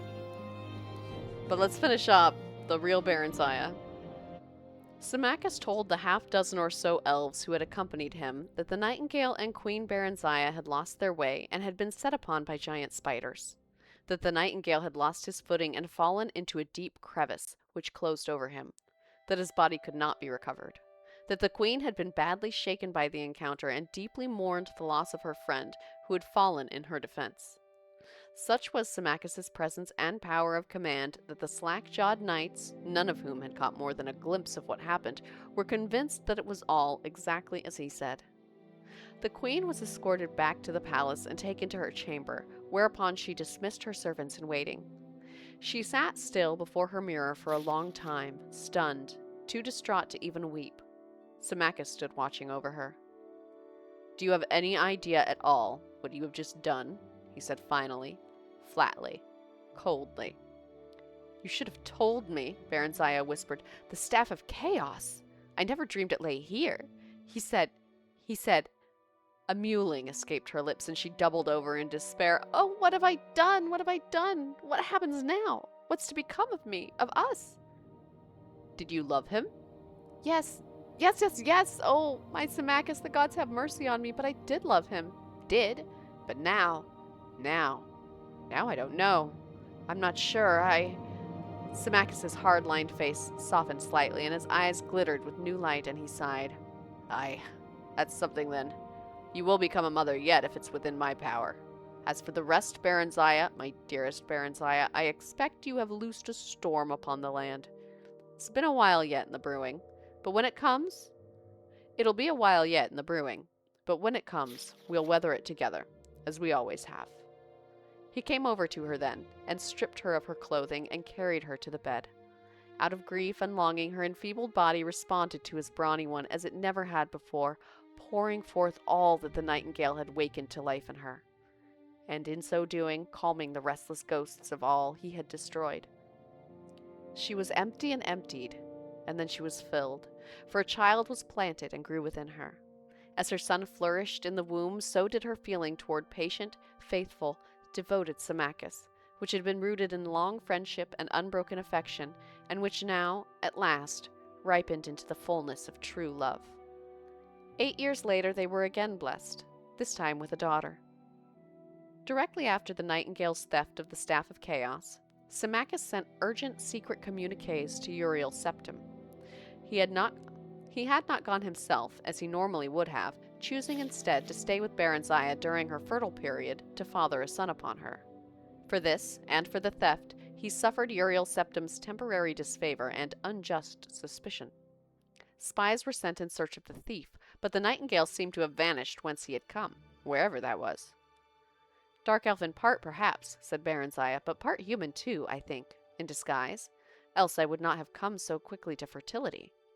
Part dark elf for sure, and of ancient Ra'athim lineage at that, else he would not have been able to free the staff, Symmachus reasoned. He turned to peer at her fixedly. I don't think he would have lain with you. As an elf, he did not dare, for then he would not have been able to part from you. He smiled. Then he turned serious once more. Aye, he knew the staff lay there, not the horn, and that he must teleport to safety. The staff is not a weapon that would have seen him clear, unlike the horn. Praise the gods at least that he does not have that. It seems all was as he expected. But how did he know? I placed the staff there myself, with the aid of the ragtail end of Ra'athim clan, who now sits king in Castle Ebonheart as a reward. Tiber Septim claimed the horn, but left the staff for safekeeping.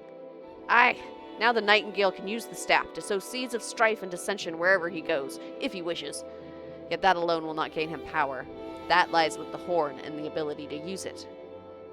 I'm not so sure it's power the nightingale seeks, Barenziah said. All seek power, Symmachus said, each in their own way.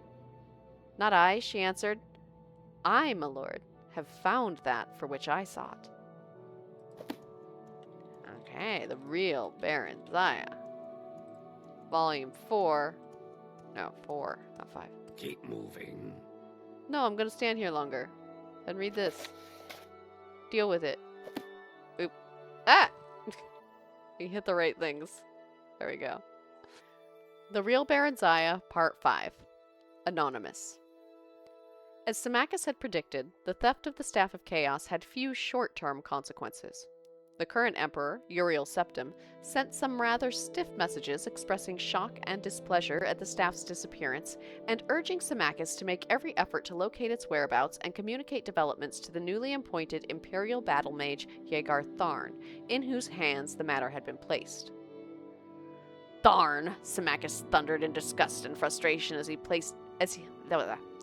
Tharn, Symmachus thundered in disgust and frustration as he paced about the small chamber where Barenziah, now some months pregnant, was sitting serenely embroidering a baby blanket. Yegar Tharn, indeed. I wouldn't give him directions for crossing the street, not if he were a doddering old blind sot. What have you against him, love? I just don't trust that mongrel elf, part dark elf, part high elf, and part the gods only know what. All the worst qualities of all his combined bloods, I'll warrant. He snorted. No one knows much about him. Claims he was born in southern Valenwood of a wood-elven mother. Seems to have been everywhere since. Barenziah sunk in the contentment and lassitude of pregnancy. Had only been humoring Symmachus thus far. But now she suddenly dropped her needlework and looked at him. Something had piqued her interest.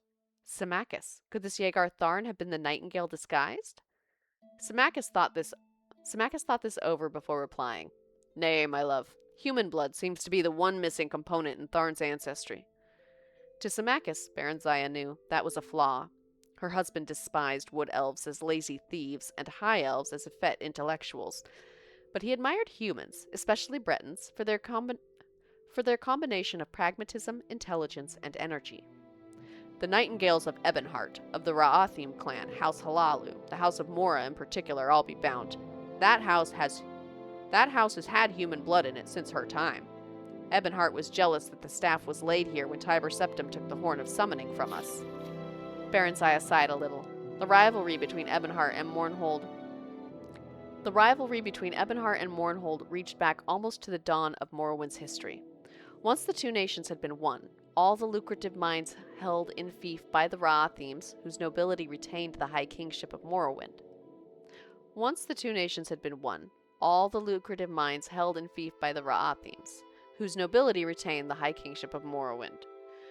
Ebonheart had split into two separate city-states, Ebonheart and Mournhold, when Queen Leon's twin sons, grandsons of the legendary Queen Morrowind, were left as joint heirs. At about the same time, the office of High King was vacated in favor of a temporary war leader to be named by a council in times of provincial emergency. Still, Ebonheart remained jealous of her prerogatives as the eldest city-state of Morrowind. First among equals was the phrase its rulers often quoted, and claimed that rightful guardianship of the Staff of Chaos should have been entrusted to its ruling house. Mournhold responded that King Morrowind himself had placed the staff in the keeping of the god Effen, and Mournhold was unarguably the god's birthplace. Why not tell Yegar Tharn of your suspicions, then? Let him recover the thing. As long as it's safe, what does it matter who recovers it, or where it lies? Symmachus stared at her without comprehension. It matters, he said softly after a while. But I suppose not that much. He added, certainly not enough for you to concern yourself further with it. You just sit there and tend your, and here he smiled at her wickedly, embroidery. Barenziah flung the sampler at him. It hit Symmachus near in the face, needle, thimble, and all. In a few more months, Barenziah gave birth to a fine son, whom they named Helseth. Nothing more was heard of the Staff of Chaos or the Nightingale.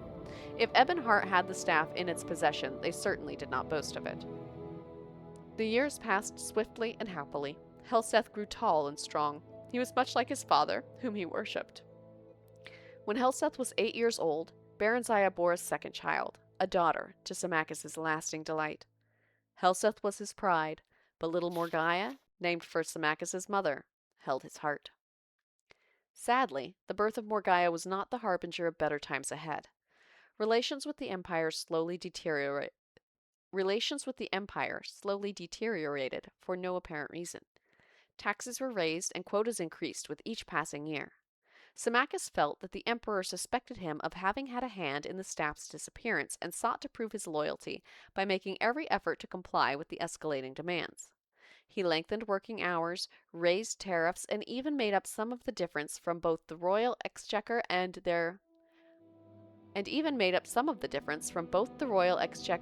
their own private holdings. But the levies multiplied, and commoners and nobles alike began to complain. It was an ominous rumble. I want you to take the children and journey to the imperial city, Symmachus said at last, in desperation, one evening after dinner. You must make the emperor listen, else all Mournhold will be up in revolt come spring. He grinned forcibly. You have a way with men, love. You always did. Barenziah forced a smile of her own. Even with you, I take it. Yes, especially with me, he acknowledged amiably. Both children? Barenziah looked over toward a corner window where Helseth was strumming a lute and crooning a duet with his little sister. Helseth was 15 by then, Morgiah 8. They might soften his heart. Besides, it's high time Helseth was presented before the imperial court. Perhaps, but that's not your true reason. Barenziah took a deep breath and grasped a nettle. You don't think you can keep them safe here. If that's the case, then you're not safe here either. Come with us, she urged. He took her hand in his. Barenziah, my love, heart of my heart. If I leave now, there will be nothing for us to return to. Don't worry about me. I'll be all right. I can take care of myself. And I can do it better if I'm not worrying about you or the children. Barenziah laid her head against his chest. Just remember that we need you. I need you. We can do without the rest of it if we have each other. Empty hands and empty bellies are easier to bear than an empty heart. She started to cry, thinking of the nightingale and that sordid business with the staff. My foolishness has brought us to this pass. He smiled at her tenderly. If so, 'tis not so bad a place to be. His eyes rested indulgently on their children. None of us shall ever go without, or want for anything. Ever. Ever, my love, I promise you. I cost you everything once, Barenziah. I and Tiber Septim. Without my aid, the Emperor would never have begun. Without my aid, the Empire never would have begun. I helped its rise. His voice hardened. I can bring about its fall. You may tell Uriel Septim that. That, and that my patience is not infinite. Barenziah gasped. Symmachus was not given to empty threats. She'd no more imagined that he would ever turn against the Empire than that the old house wolf lying by the grate would turn on her. How? She demanded breathlessly, but he shook his head. Better that you not know, he said. Just tell him what I told you should he prove recalcitrant. And do not fear. He's septim enough that he will not take it out on the messenger. He smiled grimly. For if he does, if he ever harms the least hair on you, my love, or the children, so help me all the gods of Tamriel, he'll pray that he hadn't been born. I'll hunt him down, him and his entire family, and I won't rest until the last septum is dead. The red, dark elven eyes of Symmachus gleamed brightly in the ebbing firelight. I plight you my oath, my love, my queen, my Barenziah. Barenziah held him as tight as she could, but in spite of the warmth in his embrace, she couldn't help shivering. Need a little more water. Barenziah stood before the Emperor's throne, trying to explain Mournhold's straits. She'd waited weeks for an audience with Uriel Septim, having been fobbed off on this pretext or that. His Majesty is indisposed. An urgent matter demands His Excellency's attention. I am sorry, Your Highness, there must be some mistake. Your appointment is for next week. No, see. And now it wasn't even going well. The Emperor did not even make the slightest pretense of listening to her. He hadn't invited her to sit, nor had he dismissed the children. Helseth stood still as a carved image, but little Morgaya had begun to fuss. The state of her own mind didn't help her any. Shortly upon arrival at her lodgings, the Mournholdian ambassador to the imperial city had demanded entry, bringing with him a sheaf of dispatches from Symmachus. Bad news and plenty of it. The revolt had finally begun. The peasants had organized around a few disgruntled members of Mournhold's minor nobility, and they were demanding Symmachus step down and hand over the reins of government. Only the Imperial Guard and a handful of troops whose families had been retainers of Barenziah's house for generations stood between Symmachus and the rabble. Hostilities had already broken out, but apparently Symmachus was safe and still in control. Not for long, he wrote.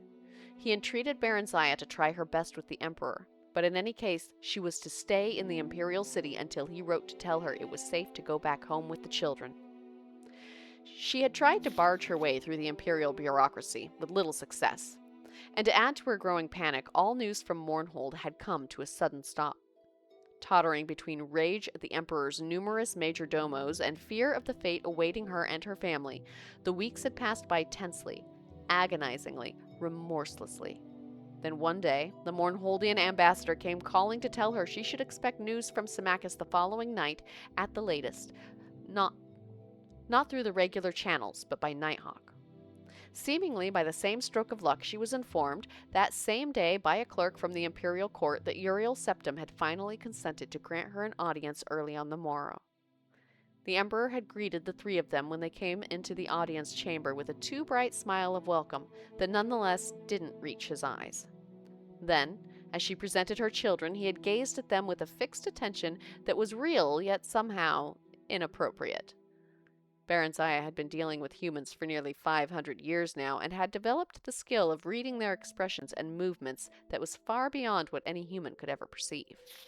Try as the Emperor might to conceal it, there was hunger in his eyes, and something else. Regret? Yes, regret. But why? He had several fine children of his own. Why covet hers? And why look at her with such a vicious, however brief, yearning? Perhaps he had tired of his consort. Humans were notoriously, though predictably, inconstant. After that one long, burning glance, his gaze had shifted away as she began to speak of her mission and the violence that had erupted in Mournhold. He sat still as stone throughout her entire account. Puzzled at his inertia and vexed no end, Barenziah stared into the pale, set face, looking for some trace of the septums she'd known in the past. She didn't know Uriel Septim well, having met him once when he was still a child, and then again at his coronation 20 years before. Twice, that was all. He'd been a stern and dignified presence at the ceremony, even as a young adult, yet not icily remote as this more mature man was. In fact, despite the physical resemblance, he didn't seem to be the same man at all. Not the same, yet something about him was familiar to her. More familiar than it should be. Some trick of posture or gesture. Suddenly, she felt very hot, as if lava had been poured over her. Illusion! She had studied the arts of illusion well since the Nightingale had deceived her so badly. She had learned to detect it, and she felt it now, as certainly as a blind man could feel the sun on his face. Illusion! But why? Her mind worked furiously, even as her mouth went on reciting details about Mournhold's troubles. Vanity? Humans were often as ashamed of the signs of aging as elves were proud to exhibit them. Yet the face Uriel Septim wore seemed consistent with his age. Barenziah dared use none of her own magic. Even petty nobles had means of detecting magicka, if not actually shielding themselves from its effects within their own halls. The use of sorcery here would bring down the Emperor's wrath as surely as drawing a dagger would. Magic. Illusion. Suddenly, she was brought to mind of the nightingale. And then he was sitting before her. Then the vision changed, and it was Uriel Septim. He looked sad, trapped. And then the vision faded once more, and another man sat in his place, like the nightingale, and yet unlike. Pale skin, bloodshot eyes, elven ears, and about him a fierce glow of concentrated malice, an aura of eldritch energy, a horrible, destructive shimmer. This man was capable of anything. And then, once again, she was looking into the face of Uriel Septim. How could she be sure she wasn't imagining things? Perhaps her mind was playing tricks on her. She felt a sudden vast weariness, as if she'd been carrying a heavy burden too long and too far. She decided to abandon her earnest narrative of Mournhold's ills, as it was quite plainly getting her nowhere, and switch back to pleasantry. Pleasantry, however, with a hidden agenda. Do you remember, sire, Symmachus and I had dinner with your family shortly after your father's coronation? You were no older than tiny Morgaya here. We were greatly honored to be the only guests that evening, except for your best friend Justin, of course. Ah, yes, the Emperor said, smiling, cautiously, very cautiously. I do believe I recall that. You and Justin were such friends, your majesty. I was told he died not long after. A great pity. Indeed, I still do not like to speak of him. His eyes turned blank. Or blanker, if it had been possible. As for your request, my lady, we shall take it under advisement and let you know. Barenziah bowed, as did the children. A nod from the Emperor dismissed them, and they backed away from the imperial presence. She took a deep breath when they emerged from the throne room. Justin had been an imaginary playmate, although young Uriel had insisted a place be set for Justin at every meal. Not only that, Justin, despite the boyish name, had been a girl. Symmachus had kept up the joke long after she had gone the way of imaginary childhood friends, inquiring after Justin's health whenever he and Uriel Septim met, and being responded to in as mock-serious a fashion. The last Barenziah had heard of Justin, several years ago, the Emperor had evidently joked elaborately to Symmachus that she had met an adventurous, though incorrigible Khajiit youth, married him, and settled down in Lilandril to raise fire ferns and mugworts. The man sitting on the Emperor's divan was not Uriel Septim. The nightingale? Could it be? Yes. Yes! A chord of recognition rang through her, and Barenziah knew she was right. It was him. It was the nightingale, masquerading as the Emperor. Symmachus had been wrong. So wrong. What now? She wondered frantically. What had become of Uriel Septim? And more to the point, what did it mean for her and Symmachus and all of Mournhold? Thinking back, Barenziah guessed that their troubles were due to this false emperor, this nightingale-spawned glamour, or whatever he really was. He must have taken Uriel Septim's place shortly before the unreasonable demands on Mournhold had begun.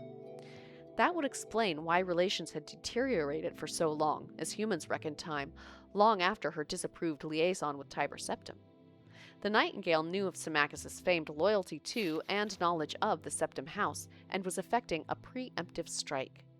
If that were the case, they were all in terrible danger. She and the children were in his power here in the imperial city, and Symmachus was left alone to deal with the troubles of the nightingale's brewing in Mournhold. What must she do? Barenziah impelled the children ahead of her, a hand on each shoulder, trying to stay cool and collected, her ladies-in-waiting and personal knights escort trailing behind. Finally, they reached their waiting carriage. Even though their suite of rooms was only a few blocks from the palace, royal dignity forbade travel on foot for even short distances, and for once Barenziah was glad of it. The carriage seemed a kind of refuge now, false as she knew the feeling must be. A boy dashed up to one of the guards and handed him a scroll, then pointed toward the carriage. The guard brought it to her. The boy waited, eyes wide and shining. The epistle was brief and complimentary, and simply inquired if King Eadwire of Wayrest, of the province of High Rock, might be granted an audience with the famed Queen Barenziah of Mournhold, as he had heard much of her, and would be pleased. Barenziah's first impulse was to refuse. She wanted only to leave this city. Certainly she had no inclination toward any dalliance with a dazzled human. She looked up, frowning, and one of the guards said, "Milady, the boy says his master awaits your reply yonder." She looked in the direction indicated and saw a handsome elderly man on horseback, surrounded by a half-dozen courtiers and cavaliers. He caught her eye and bowed respectfully, taking off a plumed hat. "Very well," Barenziah said to the boy on impulse. "Tell your master he may call on me tonight, after the dinner hour." King Eadwire looked polite and grave and rather worried, but not in the least love-struck. At least that was something, she thought pensively. Barenziah stood at the tower window waiting. She could sense the familiar's nearness, but though the night sky was clear as day to her eyes, she could not yet see him. Then, suddenly it was there, a swift-moving dot beneath the wispy night clouds. A few more minutes and the great nighthawk finished its descent, wings folding, talons reaching for her thick leather armband. She carried the bird to its perch, where it waited, panting, as her impatient fingers felt for the message secured in a capsule on the leg. The hawk drank mightily from the water until she had done, then ruffled its feathers and preened, secure in her presence. A tiny part of her consciousness shared its satisfaction at a job well done, mission accomplished, and rest earned. Yet beneath it all was unease. Things were not right, even in its humble avian mind. Her fingers shook as she unfolded the thin parchment and pored over the cramped writing. Not Symmachus's bold hand. Barenziah sat slowly, fingers smoothing the document while she prepared her mind and body to accept disaster calmly, if disaster it would be. Disaster it was. The Imperial Guard had deserted Symmachus and joined the rebels. Symmachus was dead. The remaining loyal troops had suffered a decisive defeat. Symmachus was dead. The rebel leader had been recognized as King of Mournhold by Imperial envoys. Symmachus was dead. Barenziah and the children had been declared traitors to the Empire and a price set on their heads. Symmachus was dead. So the audience with the Emperor earlier that morning had been nothing but a blind, a ruse, a charade. The Emperor must have already known. She was just being strung along, told to stay put, take things easy, my lady queen, enjoy the Imperial City and the delights it has to offer. Do make your stay as long as you want. Her stay? Her detention? Her captivity? And, in all probability, her impending arrest. She had no delusions about her situation. She knew the Emperor and his minions would never let her leave the Imperial City, ever again. At least, not alive. Symmachus was dead. "Milady?" Barenziah jumped, startled by the servant's approach. "What is it?" "The Breton is here, milady. King Eadwire," the woman added helpfully, noting Barenziah's incomprehension. She hesitated. "Is there news, milady?" she said, nodding toward the nighthawk. "Nothing that will not wait," Barenziah said quickly, and her voice seemed to echo in the emptiness that suddenly yawned like a gaping abyss inside her. "See to the bird." She stood up, smoothed her gown, and prepared to attend on her royal visitor. She felt numb as the stone walls around her, numb as the quiescence of the night air, numb as a lifeless corpse. Symmachus was dead. King Eadwire greeted her gravely and courteously, if a bit fulsomely. He claimed to be a fervent admirer of Symmachus, who figured prominently in his family's legends. Gradually, he turned the conversation to her business with the Emperor. He inquired after details and asked if the outcome had been favorable to Mournhold. Finding her noncommittal, he suddenly blurted out, "Milady Queen, you must believe me. The man who claims himself the Emperor is an impostor. I know it sounds mad, but No," Barenziah said, with sudden decisiveness. "You are entirely correct, my lord king. I know." Eadwire relaxed into his seat for the first time, eyes suddenly shrewd. "You know? You're not just humoring someone you might think a madman?" "I assure you, my lord, I am not." She took a deep breath. And who do you surmise is dissembling as the Emperor?" "The Imperial battle mage, Yegar Tharn." "Ah, my lord king, have you perchance..." Have you, perchance, heard of someone called the Nightingale? Yes, milady, as a matter of fact I have. My allies and I believe him to be one and the same man as the renegade Tharn. I knew it! Barenziah stood up and tried to mask her upheaval. The Nightingale, Yegar Tharn. Oh, but the man was a demon, diabolical and insidious, and so very clever. He had contrived their downfall seamlessly, perfectly. Symmachus, my Symmachus. Edwire coughed diffidently. Milady, we need your aid. Barenziah smiled grimly at the irony. I do believe I should be the one saying those words, but go on, please. Of what assistance might I be, my lord king? Quickly, the monarch outlined a plot. The mage, Rhea Silmain, of late apprenticed to the vile Yegar Tharn, had been killed and declared a traitor by the false emperor. Yet she had retained a bit of her powers and could still contact a few of those she had known well on the mortal plane. She had chosen a champion who would undertake to find the Staff of Chaos, which had been hidden by the traitorous sorcerer in an unknown site. The champion was to wield the staff's power to destroy Yegar Tharn, who was otherwise invulnerable, and rescue the true emperor being held prisoner in another dimension. However, the champion, while thankfully still alive, now languished in the imperial dungeons. Tharn's attention must be diverted while the Chosen One gained freedom with Rhea's spirit's help. Barenziah had the false emperor's ears and, seemingly, his eyes. Would she provide the necessary distraction? I suppose I could obtain another audience with him, Barenziah said carefully. But would that be sufficient? I must tell you that my children and I have just recently been declared traitors to the Empire. In Mournhold, perhaps, milady, and Morrowind. Things are different in the Imperial City and the Imperial Province. The same administrative morass that makes it near impossible to obtain an audience with the Emperor and his ministers also quite assures that you would never be unlawfully imprisoned or otherwise punished without benefit of due legal process.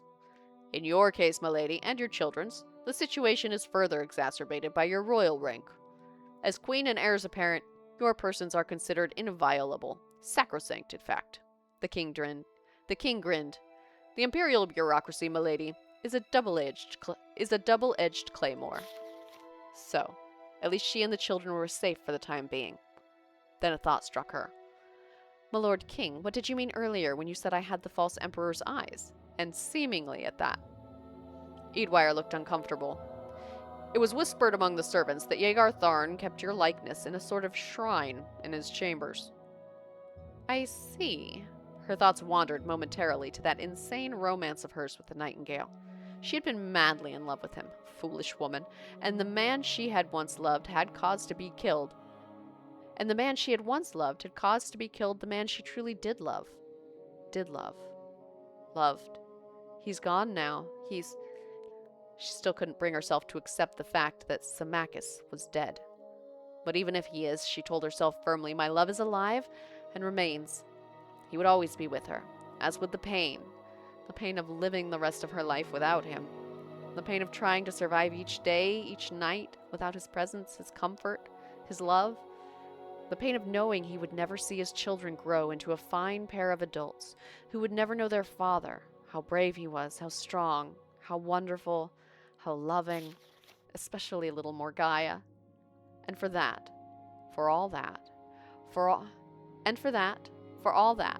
you have done to my family, Nightingale, you must die. Does that surprise you?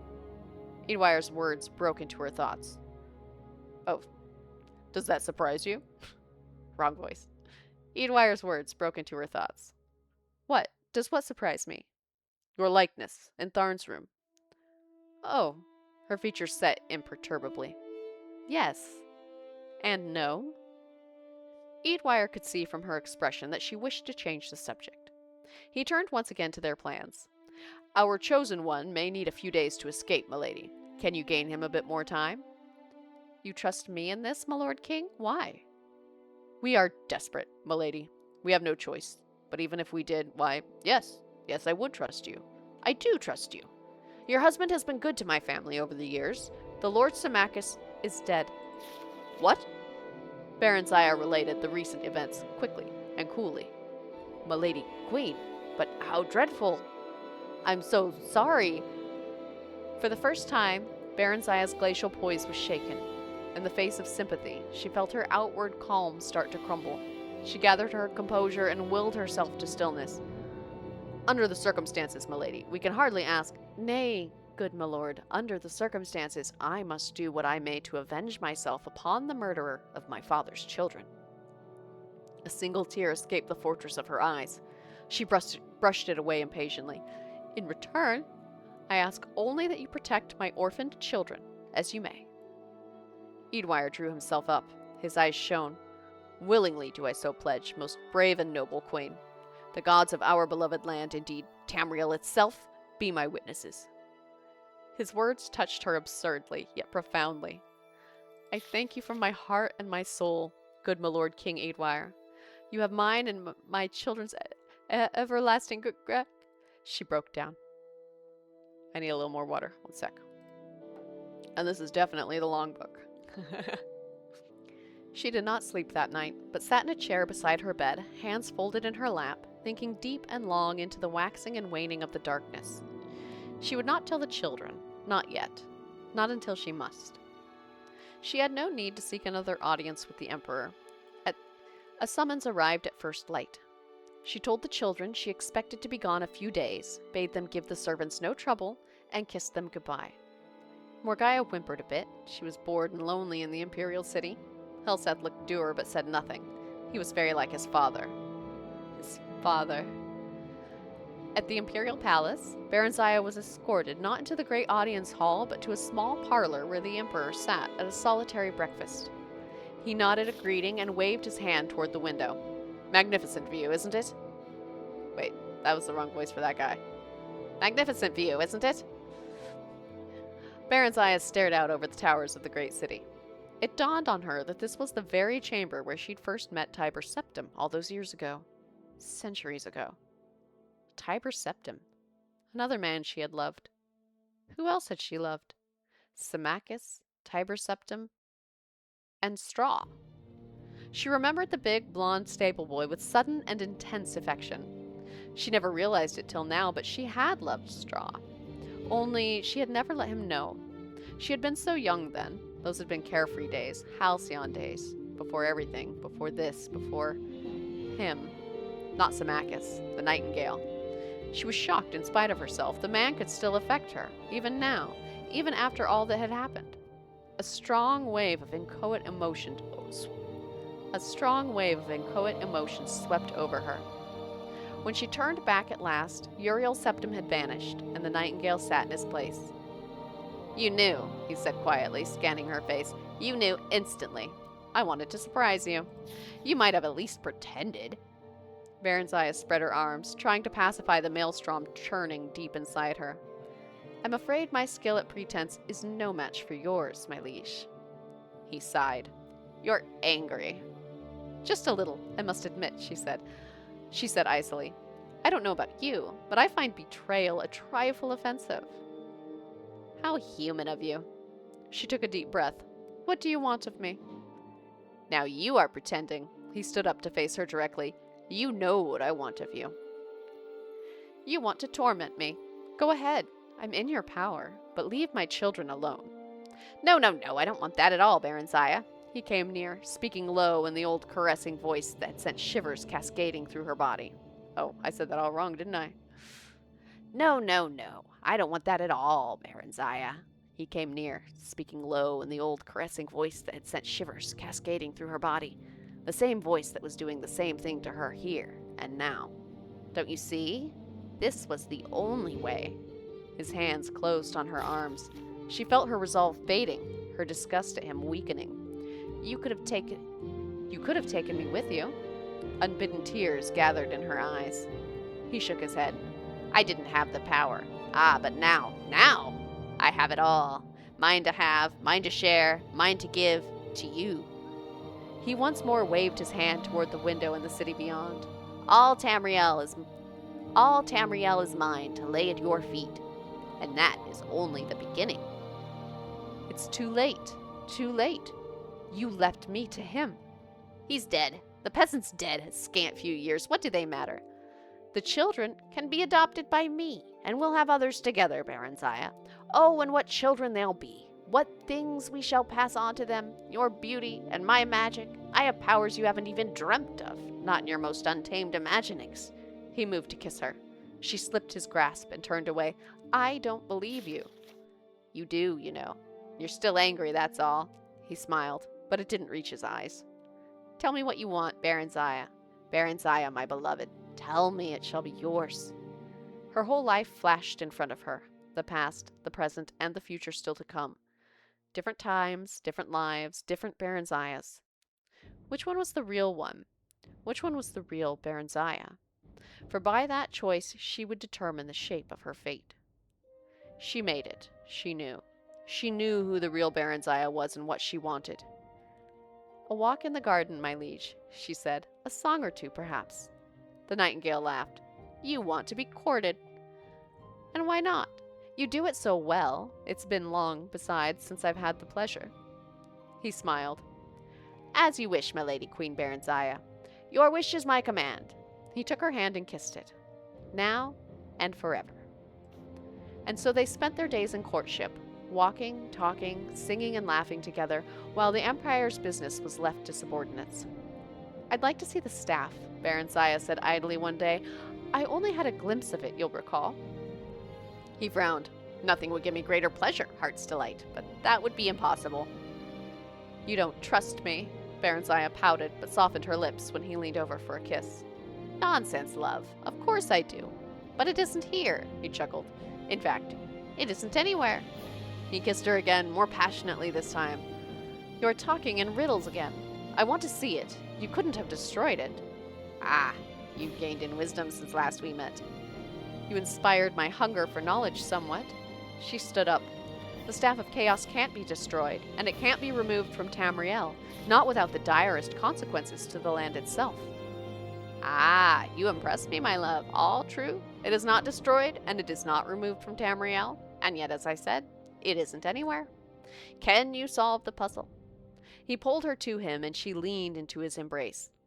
Here's a greater riddle still, he whispered. How does one make one of two? That I can and will show you. Their bodies merged, limbs tangled together. Later, when they had drawn a bit apart and he lay dozing, she thought sleepily, one of two, two of one, three of two, two of three. What cannot be destroyed or banished might be split apart, perhaps. She stood up, eyes blazing. She started to smile. The nightingale kept a journal. He scribbled entries onto it every night after quick reports from underlings. It was locked in a bureau, but the lock was a simple one. She had, after all, been a member of the Thieves' Guild in a past life. In another life. Another Barenziah. One morning, Barenziah managed to sneak a quick look at it while he was occupied at his toilet. She discovered that the first piece of the Staff of Chaos was hidden in an ancient dwarvish mine called Fang Lair, although its location was given only in the vaguest of terms. The diary was crammed with jotted events in an odd shorthand and was very hard to decipher. All Tamriel, she thought, in his hands and mine, and more, perhaps. And yet? For all his exterior charm, there was a cold emptiness where his heart should have been, a vacuum of which he was quite unaware, she thought. One could glimpse it now and then, when his eyes would go blank and hard, and yet, though he had a different concept of it, he yearned for happiness too, and contentment. Peasant dreams, Barenziah thought, and straw flashed before her eyes again, looking lost and sad. And then Theris, with a feline Khajiit smile. Tiber Septim, powerful and lonely. Symmachus, solid, stolid Symmachus, who did what ought to be done, quietly and efficiently. The nightingale. The nightingale, a riddle and a certainty, both the darkness and the light. The nightingale, who would rule all and more, and spread chaos in the name of order. Barenziah got reluctant leave from him to visit her children, who had yet to be told of their father's death, and of the Emperor's offer of protection. She finally did, and it wasn't easy. Morgaya clung to her for what seemed an era, sobbing wretchedly, while Helseth ran off into the garden to be alone, afterward refusing all her attempts to speak to him on the subject of his father, or even to let her hold him to her breast. Eadwire called on her while she was there. She told him what she had discovered so far, explaining that she must remain a while yet and learn more as she could. The nightingale teased her about her elderly admirer. He was quite aware of Eadwire's suspicion, but he wasn't the least bit perturbed, for no one took the old fool seriously. Barenziah even managed to arrange a reconciliation of sorts between them. Eadwire publicly recanted his misgivings, and his old friend, the Emperor, forgave him. He was afterward invited to dine with them at least once a week. The children, like Eadwire, even Helseth, who disapproved of his mother's liaison with the Emperor and consequently detested him. The children liked Eadwire, even Helseth, who disapproved of his mother's liaison with the Emperor and consequently detested him. He had become surly and temperamental as the days passed, and frequently quarreled with both his mother and her lover. Eadwire was not happy with the affair either, and the nightingale took great delight at times in openly displaying his affection for Barenziah just to nettle the old man. They could not marry, of course, for Uriel Septim was already married. At least not yet. The nightingale had exiled the Empress shortly after taking the Emperor's place, but had not dared harm her. She was given sanctuary by the Temple of the One. It had been given out that she was suffering from ill health, and rumors had been circulated by the nightingale's agents that she had mental problems. The Emperor's children had likewise been dispatched to various prisons all across Tamriel, disguised as school. "She'll grow worse in time," Nightingale said carelessly, referring to the Empress, and eyeing Barenziah's swollen breasts and swelling belly with "She'll grow worse in time," Nightingale said carelessly, referring to the Empress, and eyeing Barenziah's swollen breasts and swelling belly with satisfaction. "As for their children, well, life is full of hazards, isn't it? We'll be married. Your child will be my true heir." He did want the child. Barenziah was sure of that. She was far less sure, however, of his feelings for her. They argued continually now, often violently, usually about Helseth, whom he wanted to send away to school in Somerset Isle, the province farthest from the imperial city. Barenziah made no effort to avoid these altercations. The nightingale, after all, had no interest in a smooth, unruffled life. And besides, he thoroughly enjoyed making up afterward. Occasionally, Barenziah would take the children and retreat to their old apartment, declaring she wanted no more to do with him. But he would always come to fetch her back, and she would always let herself be fetched back. It was ineffable, like the rising and setting of Tamriel's twin moons. I need a little more water. Getting to the end of this book here. She was 6 months pregnant before she finally deciphered the location of the last staff piece. An easy one, since every dark elf knew where the Mount of Dagothr was. When she next quarreled with the nightingale, she simply left the city with Eadwire and rode hard for High Rock and Wayrest. The nightingale was furious, but there was little he could do. His assassins were rather inept, and he dared not leave his seat of power to pursue them in person. Nor could he openly declare war on Wayrest. He had no legitimate claim on her or her unborn child. True to form, the imperial city's nobility had disapproved of his liaison with Barenziah, as they had so many years ago of Tiber Septims, and were glad to see her go. Wayrest was equally distrustful of her, but Eadwire was fanatically loved by his prosperous little city-state, and allowances were readily made for his eccentricities. Barenziah and Eadwire were married a year after the birth of her son by the nightingale.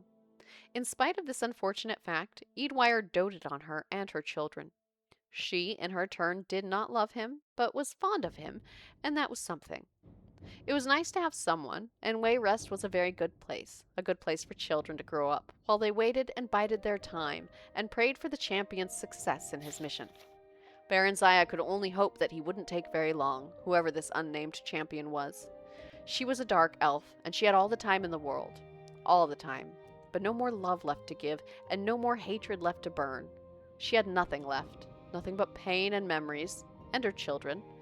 She only wanted to raise her family, provide them a good life, and be left to live out what remained of hers. She had no doubt that it was going to be a long life yet, and during it she wanted peace and quiet and serenity of her soul as well as of her heart. Peasant dreams. That was what she wanted. That was what the real Barenziah wanted. That was what the real Barenziah was. Peasant dreams. Pleasant dreams. The end. The real Barenziah Volume 5. Woohoo! Hey, I read that in under an hour. That 70 some odd page book. What other books are there? Have I read the rest of them? Let's see. I think I've read this one. Akavir. Yeah, I've read that one. Yeah, you got it. Legions of the Dead. Oh, that's a new one. That's a new one. I know that one's new. Have I done the Arcturian heresy? Let's not make this official. Move along. Legions of the Dead, the Arcturian I've read. But I'm pretty sure I haven't read Legions of the Dead. Submit to the three, the spirits and thy lord. Yeah, I haven't read that one. Grasping Fortune? How about that one? Have I read that one? I have read that one. I might only have one book left in this bookstore. We're watching you. Oh, two books. This one looks new to me as well. The spirits and thy lords. I think I was gonna end after that real Barenziah one, but I think, assuming these aren't too long, let me look at them. Let me see how long they are. Okay, this one isn't very long. I'll read this one. And if the other one's not very long, I'll read it too. Just to finish out all the books in the bookstore. Nice round. Got something accomplished in this stream. Legions of the Dead. Undead commonly occur in three basic types: spirit, flesh, and fleshless. Spirit revenants, like the Ancestor Ghost, Wraith, and Dwarven Ghost, can only be harmed by weapons that are enchanted or made of refined substances, such as silver. Ancestor Ghosts, the most common spirit revenant, are harmless, apart from the minor curses they lay upon their victims. Wraiths are similar to ghosts, but they are capable of inflicting wounds to the careless explorer. Dwarven ghosts are more dangerous still, but they generally appear only in dwarven ruins. Flesh revenants, or zombies as they are often called in the West, are known as bone walkers in Morrowind. Magic preserves the bone walker's fleshy remains along with the bones and spirit. Bone walkers are readily identified by the sharp protuberances of bone and metal employed in the rituals that bind them to this plane. All bone walkers are malevolent and dangerous, but the greater bone walkers are far worse than the more common lesser bone walkers. Thankfully, normal weapons harm bone walkers. It is difficult to generalize about fleshless revenants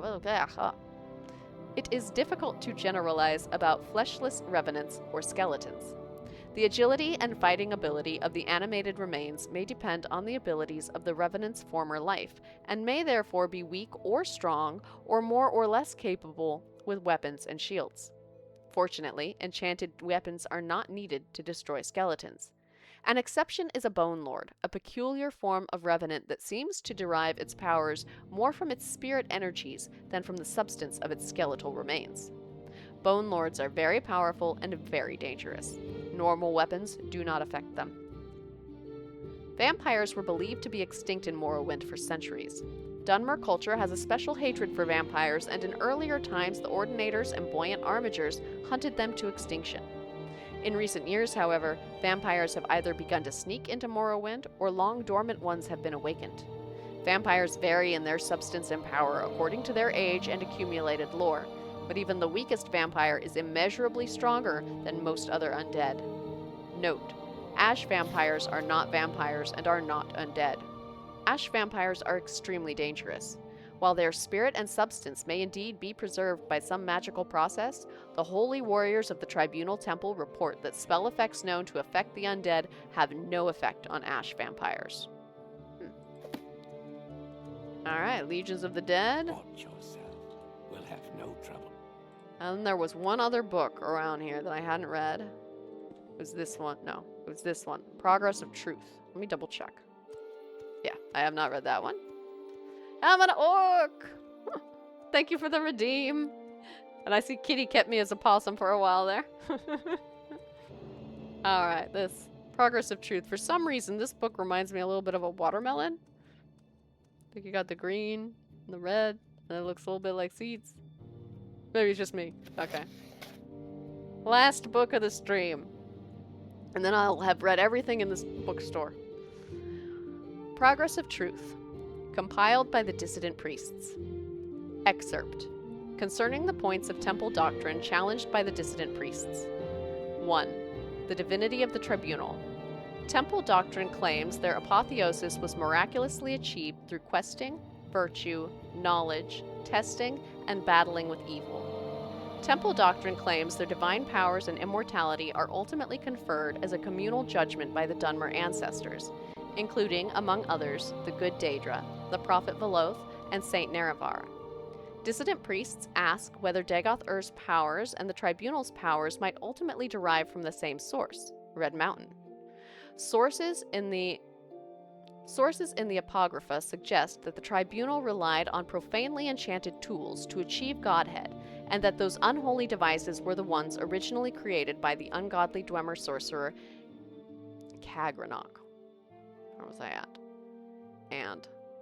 And that those unholy devices were the ones originally created by the ungodly Dwemer sorcerer Kagranok to create the false construct Numidium. 2. The purity of the tribunal.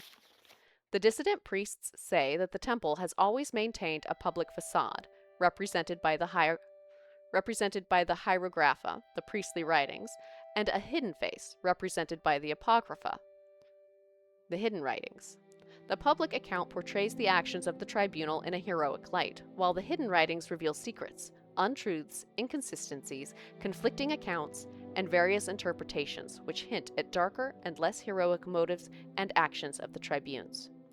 In particular, conflicting accounts of the battle at Red Mountain raise questions about the tribunal's conduct and about the source of their subsequent apotheosis. Also, there is good evidence that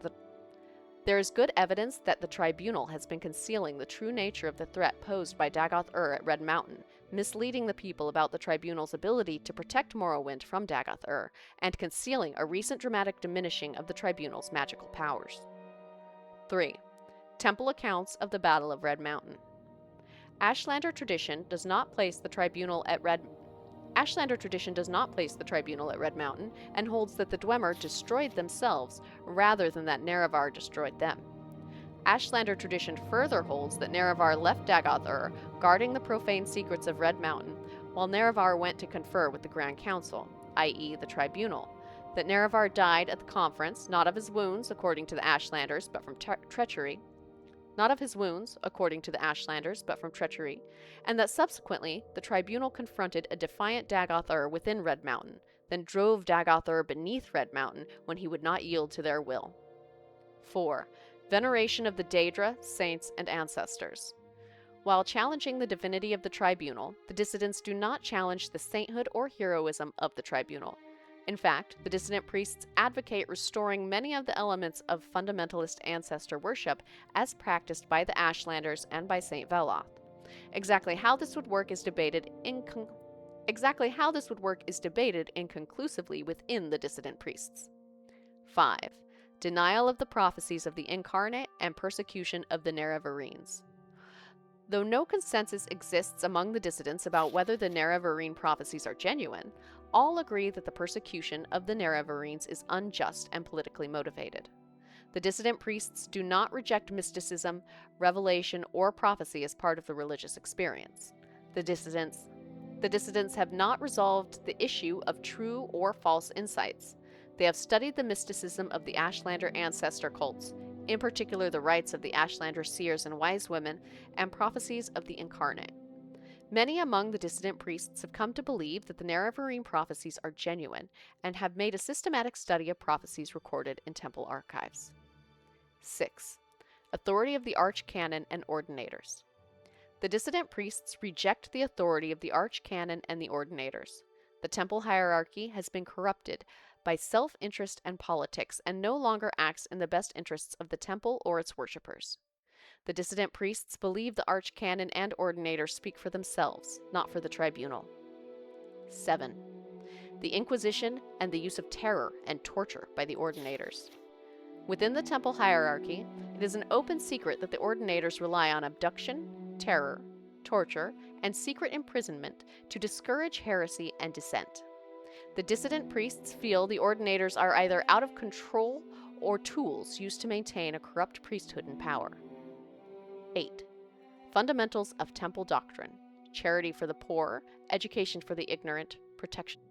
Though the dissident priests acknowledge that most rank and file priests honor the best traditions of the temple, they believe that many priests in higher ranks are interested more in the love of authority and luxury than in the welfare of the poor, weak, and ignorant. Interesting. Learn more about those dissident priests. Okay, that's Progress of Truth. Yeah? I've read all those books now, so I should save again, right? Or, like, accomplish nothing as far as, like, the game cares. Done reading books. Okay. A full 4 hours of reading today. Right? Do I go in the bookstore and read the books without buying? You know what? In real life, I do not read them all the way through. But in real life, the books are longer. And, and I don't in real life do that. But I will go to the library. I haven't seen any libraries in Morrowind. They need some libraries. Right? If bookstore's long, probably a lot of people would do that, yeah. I could maybe read one for 4 hours. Yeah, but you gotta have somebody comfy to sit. And in real life, they're probably gonna come at you. Be like, you can't do that. Although, I mean, I did used to go to Barnes & Noble and sit there and read books. They have comfy seats in Barnes & Noble, and you can sit there and read the books. They'll let you do it. Or at least they did when I was younger. I just haven't seen one yet. There's 2 libraries. Libraries, yay! Oh, but I think I'm done reading for the day. My voice is about shot. So that was a lot of reading. And I'm remembering, actually, yesterday, I went and I found someone cool who was playing Oblivion for the first time. And I said, "Are you going to be playing tomorrow?" And he said yes. And I was like, cool. I didn't tell him I'd rate him, but I was thinking I would. So I want to say a great big thank you, first of all, for everyone who was here. I'm going to be streaming again tomorrow. Probably will be reading less and doing more questing. But let's raid this guy who's playing Oblivion for the first time. Hopefully he's still playing, because I went a little longer than I expected to. Yeah, next stream we go library hunting another damn peasant. All right. Next stream I was thinking maybe we could do some quests. Maybe return that book I picked up and advance in the Mage's Guild. That was my thought. Well, let's see what's here on this. See if he's playing. Nope. The person who was like, "Oh, he's cool. He's got a chill stream," is not playing. Maybe you'll solve the mystery of the dwarves, right? I think I could solve the mystery of the dwarves. I mean, I got a good. Here's what Bashla would be saying, right? Like, her archmage told her she could solve the mystery of the dwarves. It can't be that hard. You go to the Dwarven Ruins, you find out, right? And maybe if you ask around at the Mages Guild, some of them will know. So she's got to go back there and she's got to ask around at the Mages Guild and see if any of them are going to know. See if any of them will know anything about... Because obviously, my archmage isn't going to lead me wrong, right? Right? Obviously.